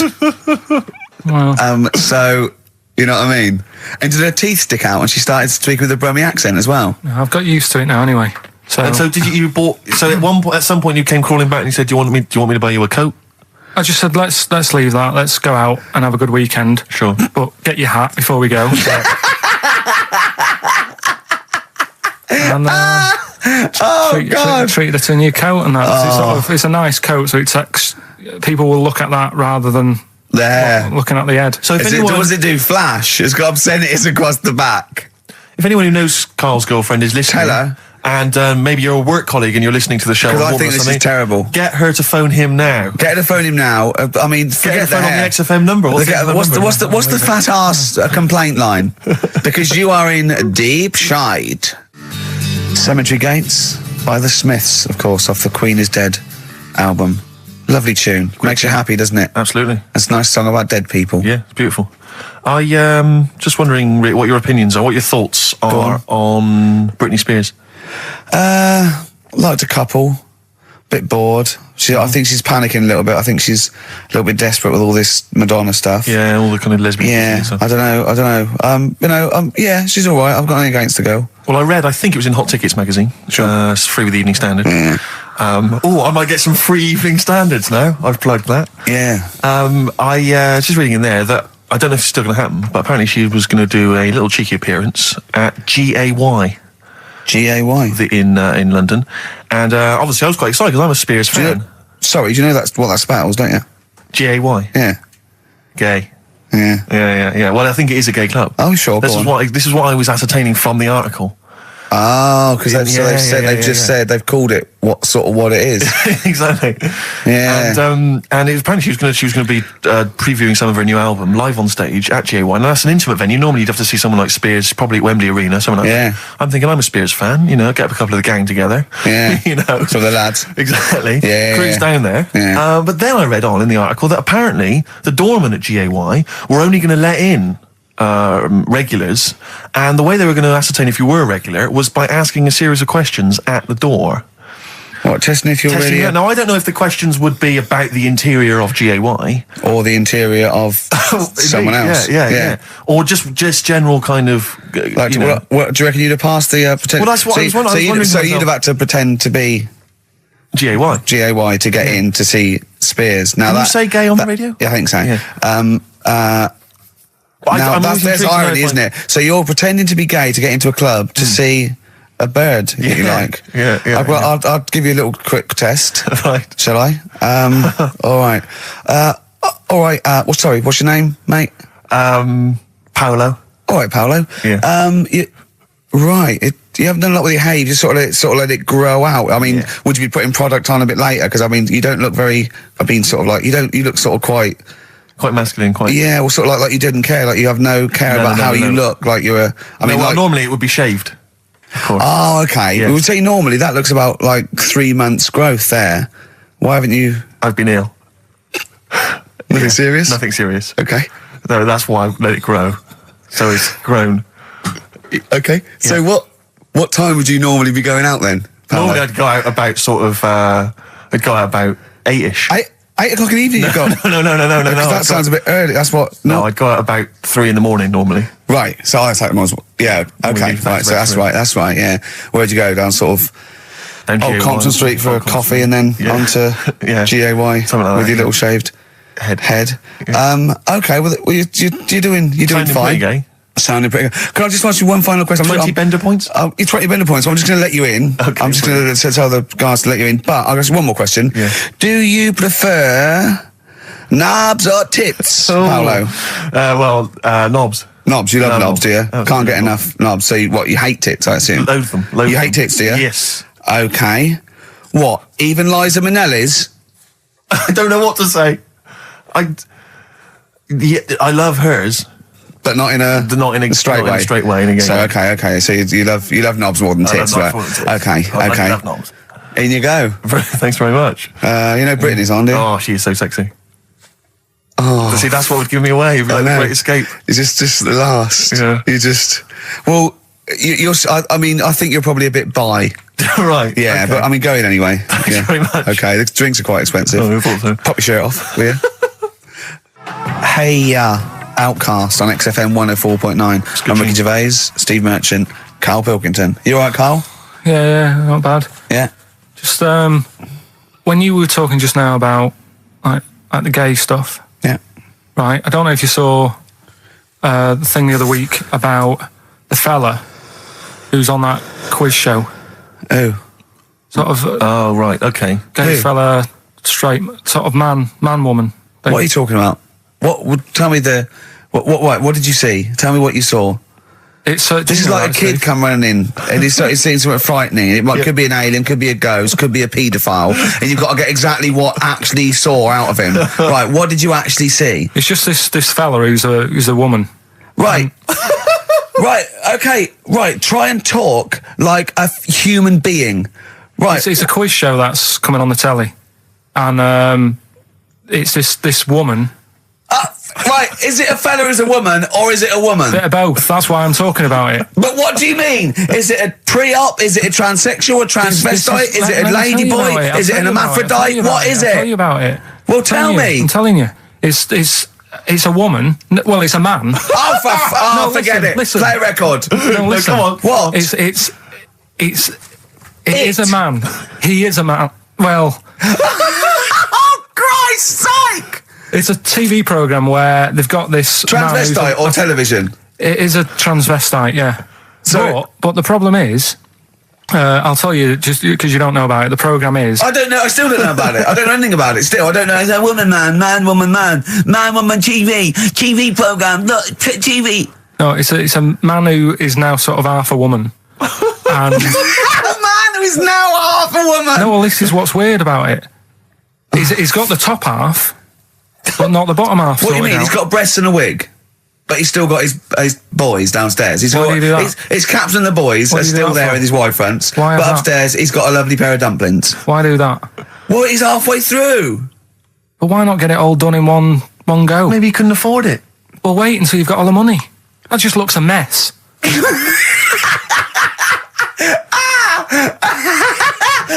And who's he pleasing there?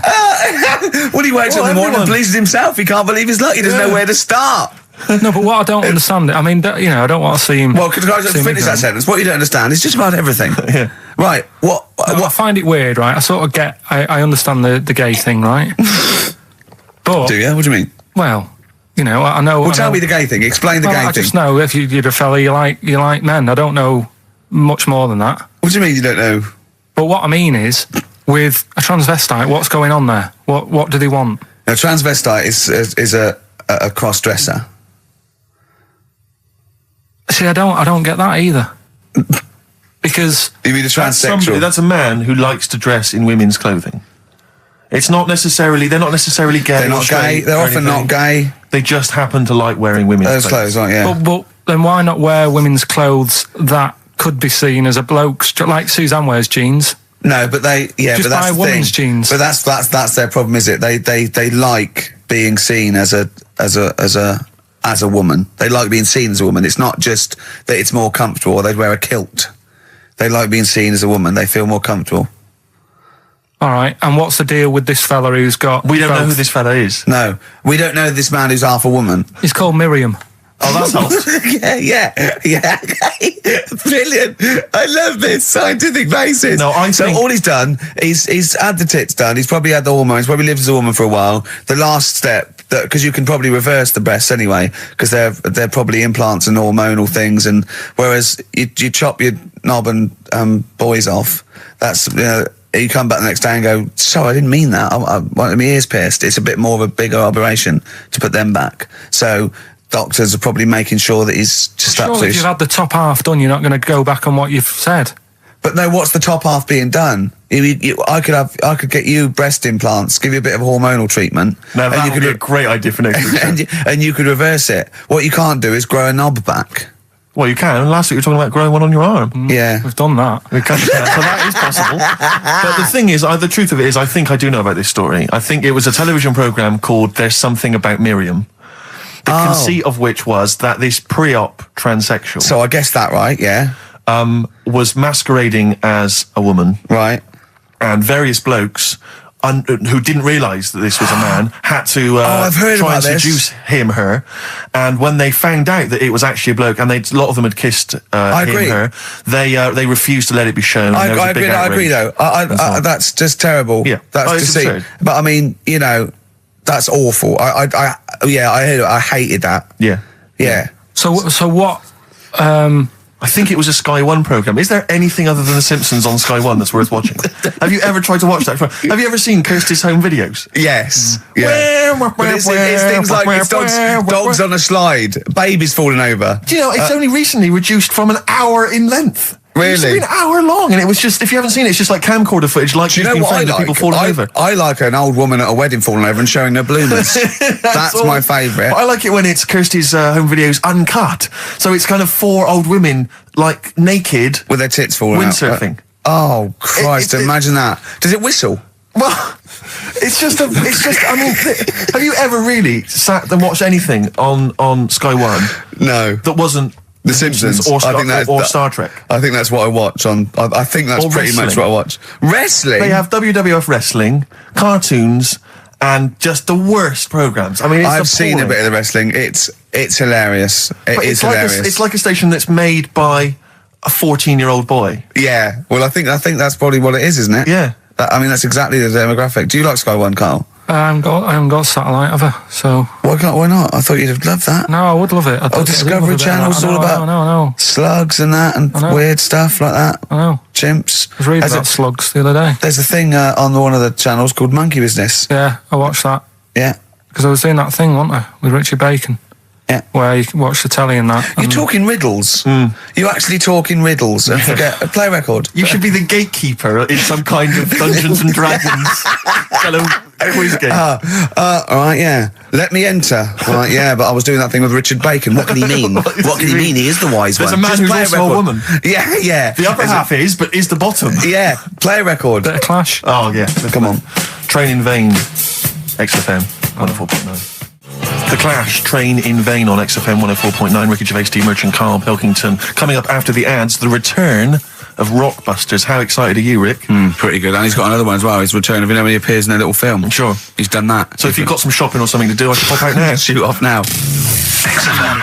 Johnny Cash, Hurt on XFM 104.9. That's brilliant, isn't it? Good. I'm Ricky Gervais, Steve Merchant, Karl Pilkington. So, what have we done? We've done gays, transvestites. Have we done knobbies yet, or...? It's nice that you can talk about pre-op transsexuals nowadays on the radio. I know. You know, without the fear of complaints or listeners. Listeners, that's the thing. If we had any listeners, we'd get complaints, We really wouldn't we? We really would. We'd get some serious complaints if anyone cared enough. That's to why we pick haven't up the gone phone. to a decent station with, you know, a big We would audience. never do on a real radio station. We could never do this. Could No. we? Why We'd not? have- Why not? See, I'm not doing this to like mess about and offend anyone. I think it's an interesting topic. What? You talking gobbledygook, not really knowing what? Yeah, I Carl, Carl, woman. Carl, for the first 5 minutes, you couldn't talk. What? Okay, look, Although with who's the biggest, most professional person in radio? It's probably Terry Wogan, isn't it? And it was you that said you can't tell what the sentence he's saying because he keeps going up at the end before. But he and never. after. There's never any punctuation. Yeah. So he'll just segue from one point to the next. So he'll be like, going on my holidays, Friday. We're having a lovely time, says Mrs. Dorothy Shields of Westminster. I'm thinking of going to Greece. And it's halfway. So he's got his knobs, but he's still got the tits. Yeah. Typical. Oh, hello, Paolo. Do you want to come into my club to see? Yeah, I'd love to go. Britney Spears, I'm a massive fan. Yeah, well, it doesn't start for a while. It's it's only about 8 o'clock, and you know you're not going out for hours yet. No. 8 or 7. But might as well watch a bit of telly. We've got FA Cup final. Ooh. Oh, yeah. Just that's a good one, isn't it? Or we've got the Eurovision Song Contest. What do you want to watch, Paolo? Oh, blimey. Well, I love all the camp and lame of the Eurovision Song Contest. Yeah. But is that David Beckham playing? Because I love him. I his see what hair you've and done. his legs. See what you've done. You see? So you will watch the football, Yeah. but you'll be mainly looking at Just looking at the legs and the tight shorts. So while Beckham's knocking them in, you'll be Exactly, knocking one. Right. Let's. Did you notice? Remember, I never really looked, but when you see old clips of, say, early '80s footballers, the shorts are much tighter. Aren't they? I don't know. I don't don't really know. I wasn't really looking. I remember Carl was saying when he went and there was 2 strippers, a bloke and a woman, and they whipped off their clothes at the same time, and you looked straight at the boys. Yeah, everybody would. You would have done. Right. You do. You do. You look at his doo-doo. What do you mean? You look at his doo-doo. No, What? I'm just saying. If you were there, you would have done the same. 2 people on the stage. Yeah. Woman and a man. Yeah. They were getting the clothes off. Yeah. Right?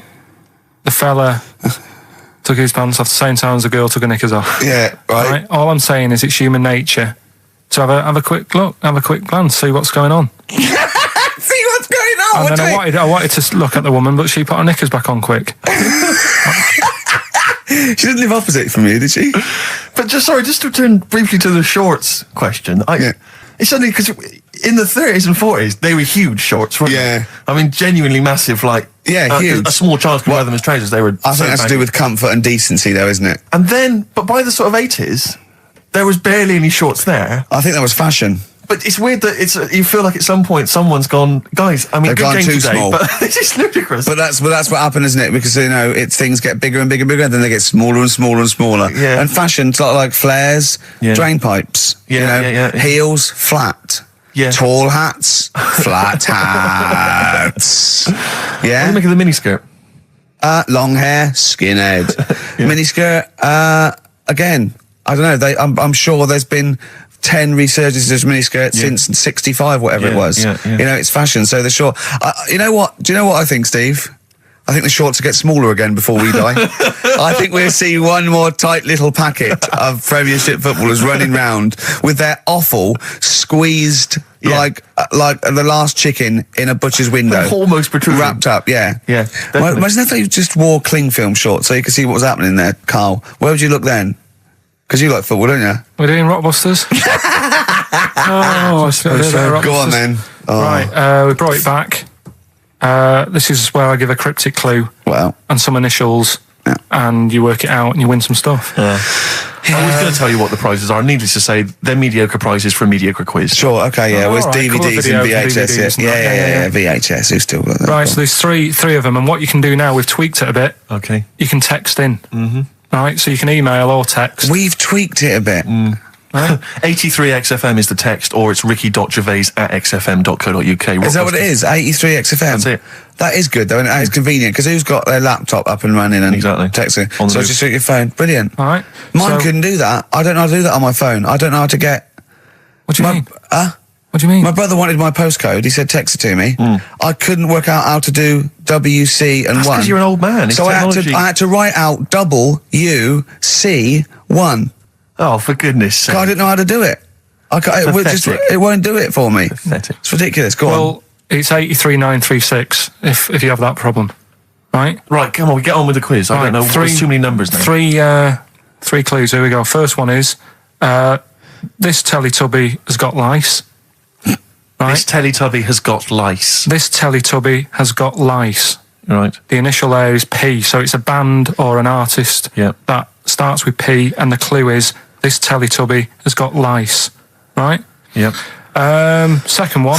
I'm really already not holding out much hope for this. I know. Working out. Go on. Right. Second one. I've just messed that first one up. Thing. Oh, for Christ's sake. When I give it out later, I'll sneak it in without. Right. Just don't repeat anything I say. You're an idiot. Listen, You play a really record. are No, an man, idiot. no, Play a record. Play a record. Play a record. You're a fool. Play a No, record. let me just- No. Press the button, press You've the ruined button. it. You're an idiot. It's off. Ludicrous. Red Vines by Amy Mann. Brilliant, that, isn't it? Very good. On XFM 104.9. Well, Carl mucked up Rockbusters, as usual. I mean, you know what? I like it when he mucks up early, because it doesn't waste people's lives for 40 minutes realising he's mucked it up at the end. Yeah. So, obviously, people are already... They know what it is. They know what it is already. They've said, well, it's police, isn't it? You meant to say nits instead of lice. Yeah. You're an idiot. So that one's gone. So what have we got next? Right, so that's just an idea. If you haven't heard it before, that's how my head works. Right, this Teletubby has got nits. So Po. P, so Po is a Teletubby. Yeah. So when he says lice. cryptic, it's not only what the answer is, it's what the question was meant to be. Sure. So All right, so there's only two, so you've got even a better chance of winning than that. Well. So, the second one is, I'm saving that money to buy condoms. All right? Think about it. easy, too easy. Right? JC. Yeah, right, well, that's too, so everyone's got that one. I feel like saying it now. Yeah, but So don't. Well, that's say it now. rubbish. Yeah, but you've got to have an easy one in there, otherwise people get bored, don't First one was easy. We gave them the answer. they? Yeah, but hang on. That's the easiest one we've ever had. Police. and the second one is, Yeah. when you're making bread, add a little bit of colour for a change. All right? When you're initials? making bread, add a little bit of colour. Just change things a little bit. What are the initials? Right? D. Just D. Just D. Right? Right. So, what you've got there, I'm saving that money to buy condoms. The initials JC. Yeah, that's easy. Yeah. Next. And when you're making some bread, just chuck some colour in there. Sure. You know what I mean? Change it. Yeah, like the clue. The clue changes every time. The clue changes every time. Unlike the Times crossword, the clue changes every time it's said. 83 XFM if you want to text it, or it's ricky.gervais@xfm.co.uk. I'll win some Rubbish. stuff on that. Pointless. David Bowie and Waterloo Sunset. Love that. Love the original. Yeah. Love that one. Love the original on XFM 104.9. Good word to David Bowie and the Kinks. Yeah, big time. Big time. Reading the paper there, Yeah, Steve? well, I don't normally read the paper, but I was having a glance through the Daily Express. Does anyone read the Express? Well, you do at the moment, look. Well, true. Live on air. Yeah. Read it out, and then about 400 people will know what's in it. I just read. I was obviously attracted by this little news item: gun raid by 3 Saddams. 3 armed men. Oh, they're up to their old tricks again, are they? Yeah. 3 armed men wearing Saddam Hussein masks were on the run last night after robbing a corner shop. The raiders threatened the worker with a handgun and a knife, ordering him to open the till, blah, blah, blah, get the money out. And it says that they also tried to rob an earlier shop earlier in the day. Police said, we are linking the raids because the descriptions of the offenders are very similar. What did the first one not quite get right? Yeah. Well, they looked very similar. I think it was Gaddafi, 3 Gaddafis. Right, because that's weird, because we've had 3 Saddam Husseins down a shop so down the road. that's what I meant. Is it the same guys? Because I assume so. I wouldn't have thought. I don't want to, get the Gaddafi guys on the Saddam Hussein charge. I'm almost sure it'd be the same way. I didn't know. One's got a moustache, haven't they? And one like they all got a moustache. I don't know. But I mean, there was 3 blokes with masks, Middle Eastern appearance. I don't know. But I mean, I imagine it's the same. Because I've only ever seen really robberies being planned in films. Sure. So I don't know how it works. I assume that. So you say. Yeah. But I assume at some point someone's got to get together. One of them, the ringleader's got to get together and go, okay, well, we need to wear masks, obviously, to disguise our faces. Yeah. I'm thinking of going with the regular stockings. No. I'll tell you what would be funny. Well, I don't want to be funny. Well, no. I want to strike fear into the hearts of people Yeah, robbing. but I mean, kill 2 birds with 1 stone. We get the robber and we have a laugh with it. Fear? Did you say you want to strike fear? Well, wear a mask of someone who's really scary. Who's the scariest bloke in the world? Well, I don't know. Saddam Hussein. I've got 3 of them. Well, why? I've got 3 of them. Let's all wear Saddam Hussein. It'd be a laugh. Well, it's not. I don't want it to be a laugh. I'm robbing a bank. Don't hurt if we're having a laugh, and that's what I want to make money and have a laugh. Why? I'm only in the money. I'm only in it for the money. But it's not important to me. No, it's fear. I want to strike fear. We could also make a political point. I don't want to make a political point. No, you just want the money. I'm a thug. I'm not. We could have a laugh and we can make a political point. Why not? What political point? Maybe we're sort of stealing from the rich. We're not like Robin Hood. Well, never mind Robin Hood. Let's rob Barclays. Why are you making jokes? Well, I mean, don't worry. I'm going to do my stuff. I'm going to do my stuff. You're a comedian. I'm not sure you should be in this gang. Let's wear the masks. How did it happen? Did they go and buy them? Separately, look, spread out. Look, you go to the joke shop in Covent Garden. I go to the one in Southampton Row. Yeah, brilliant. See, because it's so often the case that they're using masks. It used to be Reagan, Thatcher. They were always. If I was the guy selling those, when 3 guys came in, 3 shifty-looking blokes to buy 3 identical masks. Yeah, in stockings. Just so they don't know who we are. Sorry, can I just check? You're not going to rob? Definitely anyone not. With these masks. But just think of the police looking at those robbers. Every time they go past one of those awful sort of gift shops, they think that it's just in the window there with Michael Jackson and Shirley Bassey. Yeah, George Bush. Oh, Paolo, can I ask you something? I know you love knobs and that, and you hate tits. Yeah. What about Shirley Bassey's tits? Well, I mean, I'm a fan of them because I'm a fan of Shirley, but I don't like them. They're not sexy. Yeah, you're pretty bent. You are pretty bent. Come in. Thanks very much. Britain is on in 7 hours. Excellent. Yeah, what are you doing out at this time? No. I just came out to get some milk. Get some cock in the toilet. Carl. Plenty of answers, Carl, so far for your... I'd say quiz. I'm not sure that's really valid. Yeah, loads coming in. We're giving away some more stuff later as well with that film thing. That's coming up. That's when you put yourself into a famous film and you act out. Is that it? You've done The Graduate, haven't you? Done The Graduate. Done Silence of the Lambs. Yeah. Done Billy Elliot. I liked it. What was your one? Sixth Sense. I see weird stuff. Yeah, the Sixth Sense was good. So that's coming up later. We're doing that later. We'll look forward to that. We're pretty excited about that. Yeah. I'm assuming we've got some great music as well. Still like that. Thorns. Yeah. Thorns. Oh, I'm obsessed with this now. This is the Thorns, and I can't remember on XFM 104.9. Brilliant. The Thorns. I can't remember. Isn't that beautiful? Lovely. On XFM 104.9. I'm Ricky Gervais. With me are Steve Merchant and Karl Pilkington, 2 for the price of 1. All right, so There you go. Okay, still to come, Karl appears in a film that's marginally distracting. That'll occupy about 30 That'll seconds. kill 20 seconds, Exactly. and you can win some more shit. With some more crap. Plus, we got- Every other DJ in the country got sent because they're trying to get rid of them. Yeah, I guarantee you'll also hear the phrase, "Oh, shut up, Karl, play a record." In fact, shut up, Karl, play some ads. All right? Don't you want to? Oh, all right. Yeah, just ads. I'd rather Ads are better than that. Ads are better than what you had to say. Yeah. Strokes, 12:51 on XFM 104.9. I'm Ricky Gervais, Steve Merchant, and Karl Pilkington. Not done a lot. Maybe you should earn your money as you get to Mondays off for this 2 hours of nonsense. What are you on about? I've done loads of stuff. Go on, what? Slag Suzanne off. Yeah, brilliant. First link. Yeah, Talks about trannies.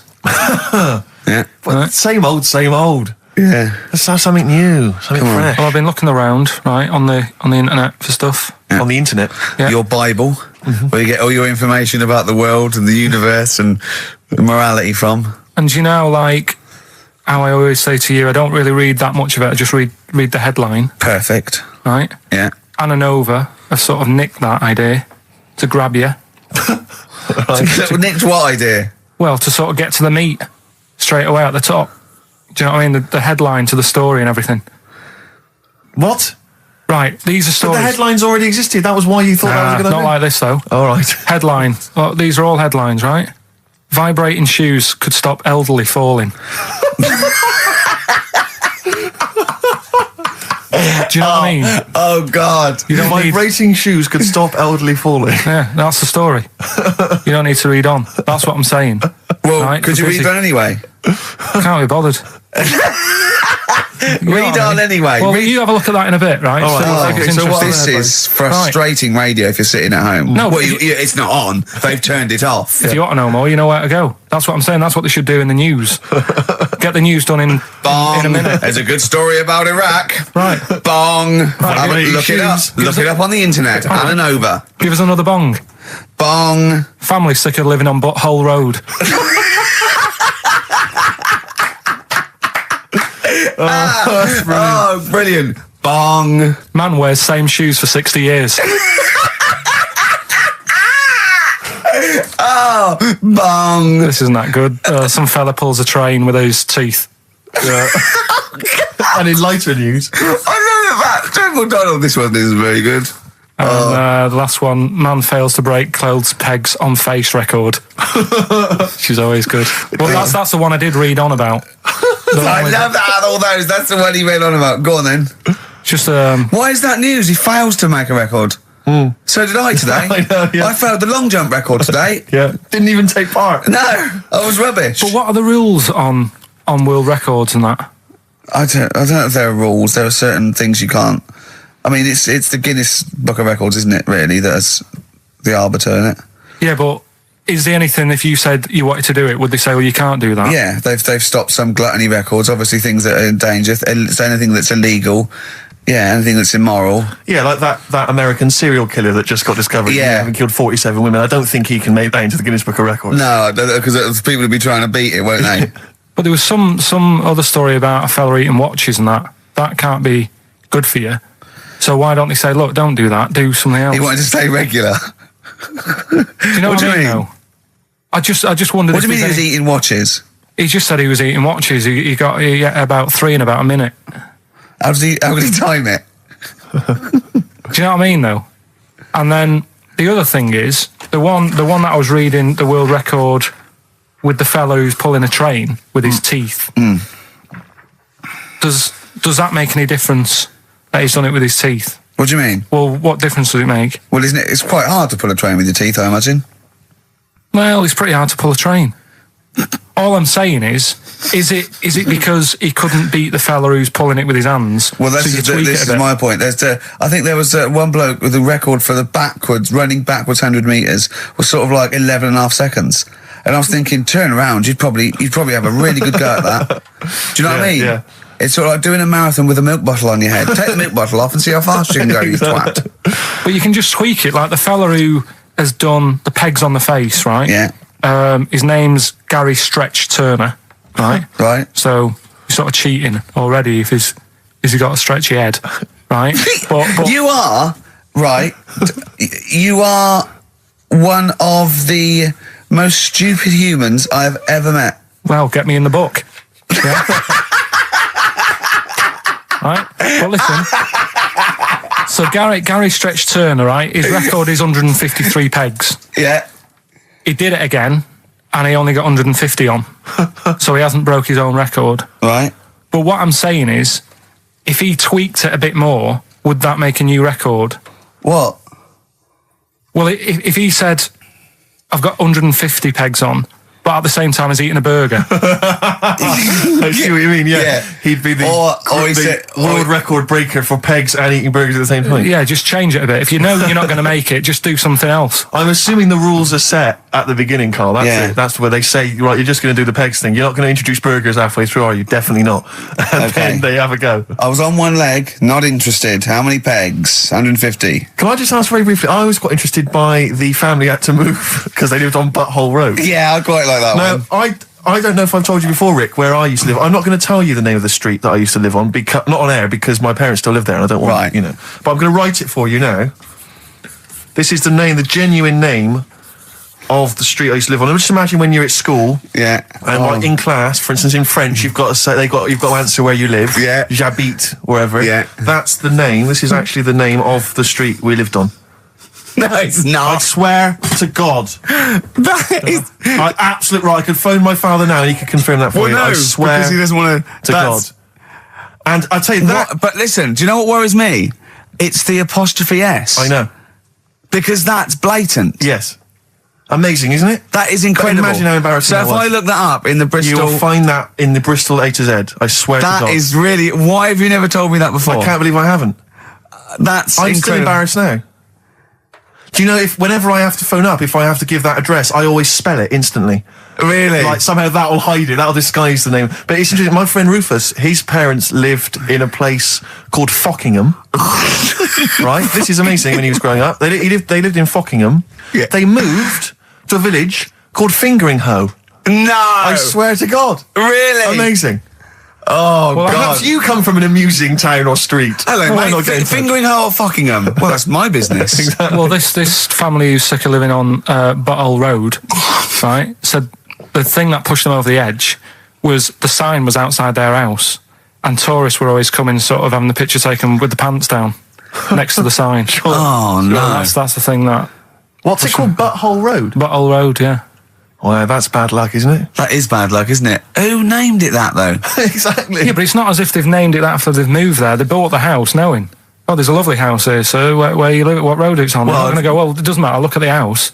Yeah. Well, where am I going? Where am I seeing this house? I'll take you there.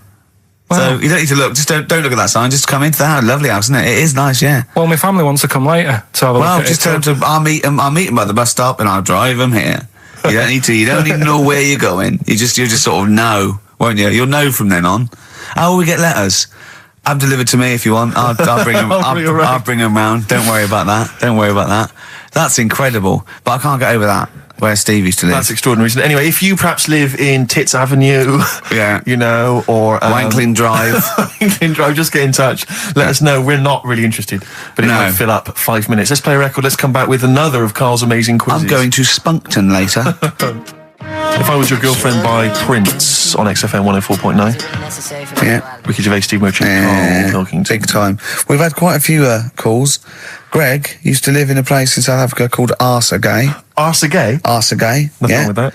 Paul's friend's parents live in Fart Town, just outside Leeds. Fart Town. Which is nice, isn't it? That's just ridiculous. And Dean used to live in Butts Farm, Hamworth. Farm. Yeah. That's obviously, I assume they're free range butts. Sure. And not sort of battery farm butts. That would be horrible. But, yeah. Do you think that? That'd be great to just name a town, wouldn't it? I think if I was a multi-billionaire, a Bill Gates type figure, I'd like to buy somewhere like, say, Manchester, and just rename it. Whinging on the Wold. Whinging on the Wold, yeah. Yeah. And make them work. We can work Mondays. Exactly. They'd be obliged to that would have to be what it's called. Yeah. That's the rules. It'd be like mayor. Yeah. Oh, that'd be great as mayor, wouldn't you? Well, you want to be mayor of Chinatown, don't you? I'd like to be mayor of Chinatown. It seems to me that there's not a great deal to do. No. Because it's not really a town. No, exactly. But It's just a who novelty can we talk street. to about that? Who can go and say, look, you've got to stop calling this a town, because at best it's a novelty street with some slippy pavements near restaurants. I actually got stopped the other day by 2 tourists who said, "Do you know the way to Chinatown?" And I really wanted to say to him, "It's a disappointment. It's not a town. Seriously, it's not worth it. Pop in a record shop. Do something else. Yeah. Pop in Garfunkel's. have some delicious sausage and mash. But you'll get to Chinatown and you'll go, this is not a town." Yeah. Well, have you got a town hall? Got a betting shop? Yeah. Not really a town. I don't think you can build a town entirely out of restaurants. It's not enough. You need more stuff. Oh, dear. A lot of old people I've noticed there, Carl. Aren't there? Let's leave that, eh? What? We'll leave it. Leave What? the old... Leave what? Just got John, who's just emailed in. He said my secondary school was on a street simply called Bell End. That's Bell End, really? Yep. Oh, that's great. There's a road in Cricklewood somewhere called Clitterhouse Drive. Clitterhouse. Yeah, I don't think you can really get that. You can't get them on that. That's fine. No, that's fine. No, that guy's just having a laugh, just taking the mick, get a lot of that sort of thing. There's a place in America, apparently. Ben's emailed this in. There's a place in America called My Anus. My Anus? Yeah. I think I've heard that. Yeah. Yeah. My Anus, yes, I have heard of that. That's unlucky. Yeah, that is unfortunate. Where do you live, my anus? I've got a letter for you. Where shall I? Where shall I send this? All right, don't get cheeky. Anyway, just rather than reading out the A to Z, right? Are we doing Rockbusters answers? Oh, yeah. Go on then. Right, Listen, this has got Chris Moyles, The Breakfast Show, on Radio 1. This sort of stuff. Well, listen, Go on. have we got a winner, Steve? We have. I'll check that in a minute. All right. Yeah, All right, well, you find a good winner. Yeah. The Rockbusters clues. The first one was, this Teletubby has got mitts. Well, we know this one. We've done that. That was Police. Yeah, Right? rubbish. You ruined it. Right, the second one, I'm saving that money to buy condoms. Too easy. Johnny Cash. That was Johnny Yeah. Cash. Rubbish. And the third one was, when you're making bread, add a bit of colour for a change and sort of, change the colour of it. Right. Right? That was Dido. They got that. Give us a winner. Well, the reason I've given this person the prizes is just because she's from Switzerland. Sure. She's listening in Geneva in Switzerland, so, I mean, good luck to Tina. And she wins those prizes. Who did she want to win the war? Don't know, I don't think she had an opinion. Really? You sure? Yeah. They say that, but I reckon they wanted us to win, really. You think so? I reckon so. Do you think that was true of all the wars? They were always on our side, really. I'd get her to just, if she's still in there, who did most Swiss people, maybe sort of like over 50, want to win the war? The England or recent Germany? war or the original war? The Second World War. The best war. Yeah, The the big main one. one. Yeah. So just as a poll, in her opinion, so ask people over sort of like 50 or 60, right? Just quickly do it in the next 10 minutes. Who did they really? They're neutral, but who did they really want to win? Yeah. England, we know you were neutral, but yeah, it's but who 50 do we got? odd years England or later. Germany? We come up with great games, don't we? Learn to Fly by Foo Fighters on XFM 104.9. Ricky Gervais, Steve Merchant, and Karl Pilkington. Well, Karl, I think it's time for another competition, isn't it? We've got some great prizes to give away, and you've got your film quiz. Yeah, we'll be doing that in a bit. Take a classic film. My favourite film ever, this one, probably. Okay.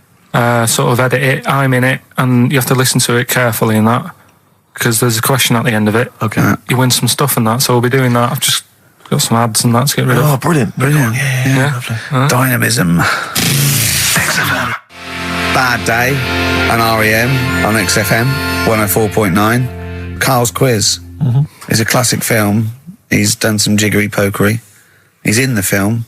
It's his favourite film of all time. I thought The Elephant Man was your favourite film of all time. It's up there, but this is like, this film's got everything. It's got hilarious bits in it. It's got sad bits in it. I've got the headphones on because I've got to hear it, and I don't usually wear headphones. But I just realised how noisy I am. Does that go out when I'm course sort of it does. Does it really? Yes. So when I'm sort of like tapping and writing and that, because it's really clear. Everyone can hear that. Really? Yeah. The thing about that microphone, Rick, is it doesn't just pick up your voice. It picks up all the sounds. Oh, that must be Like you scratching now. I don't know what it is you've That got there, must some kind of rash. Well, look, it's eczema. I think. Look, what's that? Oh, Eczema, yeah. Oh God, and what's that one then? That's just one of your enormous fat tits. What's that? But yeah, that must be irritating to listen to at home. Oh, yeah. Yeah, sure. If your voice weren't bad enough... I'm moving the mic. Moving the mic then, that makes a noise. Eating sandwiches, drinking coffee. Yeah. Right, come on then, Carl. Right, so the film is Kes. You got to listen to it properly. At the end, there'll be a question about what's happened in there, so you got to listen, take it all in. I love the fact that in pole position, in positions 1 and 2 of his favourite films of all time, it's The Elephant Man and Kes. Yeah. That's brilliant. Yeah. Go on. All right. Am I leaving the mics open a bit when this is going out? Yeah, or what? let's have a listen. Yeah? All right. So don't talk then, right? Just put that hot dog down, Rick. And this is the bit in Kes where it's the teacher and he gets up and he has to Glover. talk. What's his name? Is it Brian Glover? No, it's the other teacher. The other one. Anyway, right. Go on. All right, so here we go. Things that had actually happened. I've got another one. What about you, Casper? Casper! All right. All right? All right. You haven't been listening to a word I've said, have you? Yeah, I heard some of it. Yeah, you Some of it? just... Stand up. Always somebody, isn't there? Right, now you're going to tell us a story about yourself. What sort of story? I want you to think of an incident that's happened to you sometime in the past that is true and that you think will interest the rest of the class. All right? All right. What about... I work on a radio show at the weekend. What are you going to tell us about it? I'll just do... It's 2 hours, and it's with Ricky Gervais and Stephen Merchant, and just sort of play music and, tell stories and stuff. What kind of stories? Well, whatever. Like last week it was science. We were talking about this lad who was growing a knob on his arm, so it's weird. It's tricky, sir, because like with Ricky, he gets bored quick and he won't listen to the stories and he'll start squeezing my head. All right. I'm not interested in what he does. That isn't normal, is it, sir? That. I mean, it sure is a bit gay. Is he?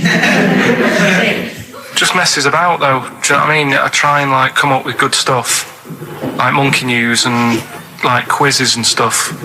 But then he'll just, Ricky will just mess about. I mean, on Saturday he did it again. He squoze me head. How do you spell that? Squoze. S-Q. I'm going to show it off the wall. It's a new word to me. Squoze is S-Q-U-O-Z-E. Now tell us what it is. It's when he gets me head and he puts one hand on the back of it, right? And he puts the other hand on the front of it and he just sort of swivels it. Swivel, right down the front. Oh, swivel's not. It's spelled S-W-I-D-R. How many times a day? How many times a day does he swells it? It depends what time he gets in. If he gets in about 12:30, he could get a good 3 in. But I think, I don't really want to talk about. Don't you? Well done, Billy. Big hand of applause. That is the effort. Yeah. Wow. That's the best thing you've ever done, Carl. So that's Kes, right? Yeah. Got some good prizes there. Not bad, yeah, good stuff. Question is, how many times did I say Ricky can get? How many head squeezes can he get in before the start of the show? Right. So if you were listening properly, the answer's in there, right? And got some good stuff there. Got some DVDs in there, and some CDs, including some Jimi Hendrix stuff and other odds and ends. Good stuff. Brilliant. And just text in 83 XFM. All right. Eddie and the Hot Rods. Do anything you want to do on XFM 104.9. All right. Ricky Gervais, Steve Merchant, Karl Pilkington. We've had loads of entries for the how many times did I squoze his head. Well, the answer was 3, wasn't it? Yeah. And who's the winner, Steve? Let's give it to John. He's emailed in, he's got it right. He said he squozed your head 3 times on average. It's not squozed, is it, Carl? That's incorrect. It's squoze, isn't it? It depends how you say it. Go on. Squoze. Well, it doesn't really, because it's nonsense anyway. It's not a real word, but... You squoze my head, Yeah. I will squeeze your head. Do you know what I mean?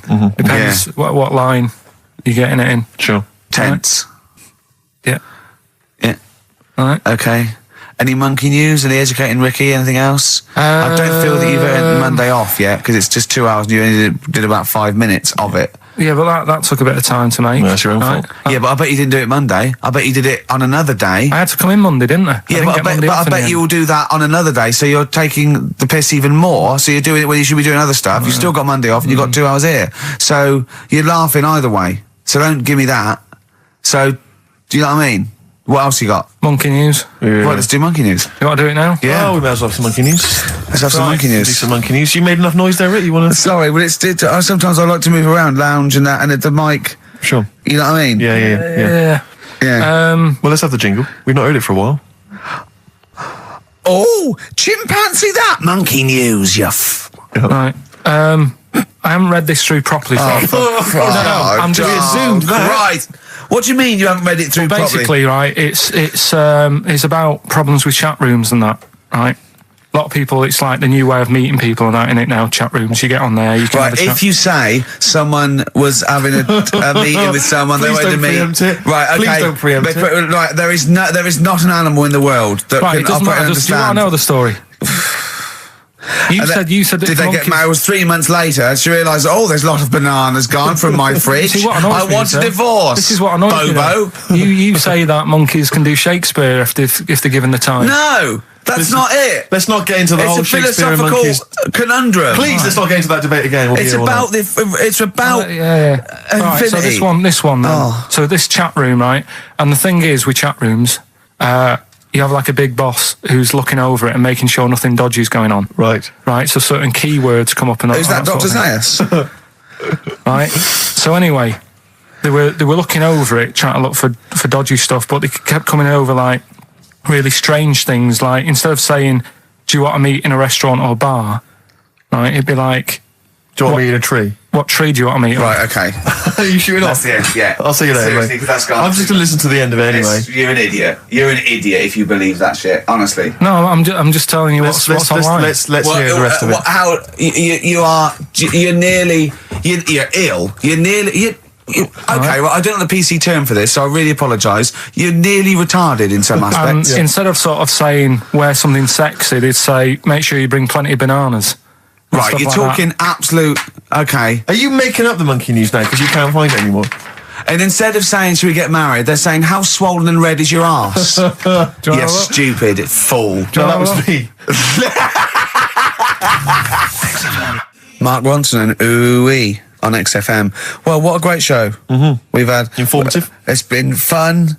We've learnt some, haven't we? Yeah. What have we learnt? All sorts of stuff. We've learnt that Carl is an idiot. Yes. That he believes that monkeys can get on that's chat more of a sites. confirmation of... Really, we always suspect it, but that's... I just read a little email from someone who just said that in Northern Ireland there is a town called Muff. Is there? Yeah, it's worth knowing. Yeah. What else we learned? Monkey news. No one's got anything like monkey news on radio, have they? Think of that as a boast. Yeah. No one has got anything like this gout. Yeah. You call that a boil? Look at that and look where it is. Yeah, exactly. Brilliant.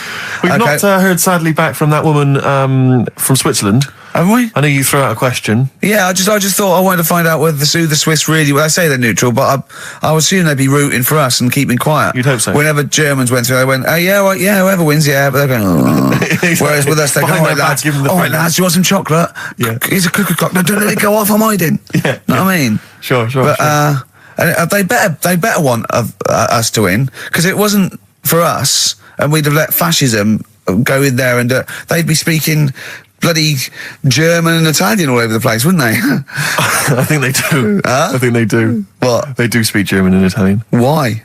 I don't know. They just couldn't be bothered to come up with their own language, and they chose that one, I suppose. Or they chose those. What's the point of being foreign if you don't speak English? I've no idea. You'd have to ask them. That's mental. I don't know. What would I do if I went there? You wouldn't. Why would you go? They don't speak the language. If you're going to have to choose a language to speak, choose English. Even the Dutch, they've got their own language, but they don't speak it because it sounds silly. Yeah. So they speak English. Of course they do. You see, Dutch people, so in Amsterdam, with clogs on, they'd be chatting in English. In English, I'm proud of it. Yeah. Oh God, I was there once, and there was a mouse. Right. It's just there on the stair. It was almost with clogs on. Yeah. Where? On there. on the stair, yeah. Oh. Yeah, so, that's languages. We learned about languages, didn't we? I'm not a linguist, but I pretty much think that's what happens. I'll tell you something I learned in the week. Go on. Yeah. This will be one thing. He did definitely learn only one thing this week. It's a good one, though. Don't insult Suzanne's hair. I learned 2 things this week. Yeah. Right. Don't put your trousers on over your head. Because I know you're persevering with that for a while. Mercury may look nice, but bad for you. Go on. There are more moves on a chessboard than particles in the universe. That puts you off learning it, doesn't it? Well, no, it's a possibility. No, they said it is. It is. He said that's... Yes, that's right. It's a possibility because it's basically that it tends towards infinity because no 2 games are the same. So it's not that you've got to learn that many moves. It's not that good. I don't wish to criticise Rick, because I know you were trying to inform him then. It's a good job you're not a teacher, because as you gabbled the phrase, it tends towards infinity, it kind of came out as... Okay, yeah. Imagine if you're one of those kind of foreign students who's gone out to study, and they, sometimes they put the tape recorder by the lecturer. Yeah. Listen back to that, remember? It's something towards infinity, I'm not sure. It tends towards infinity? It is talking about tense. I not understand. Cuckoo. So we've all had a good time. We've all had a good few. We've had a great time. Can I just say to everyone, have a great Saturday. All right, see you later. You like the Thorns. You played the Thorns. I think you'll enjoy this. Is an old track from Hawksley Workman. Brilliant. Bad name, good song. See you next week.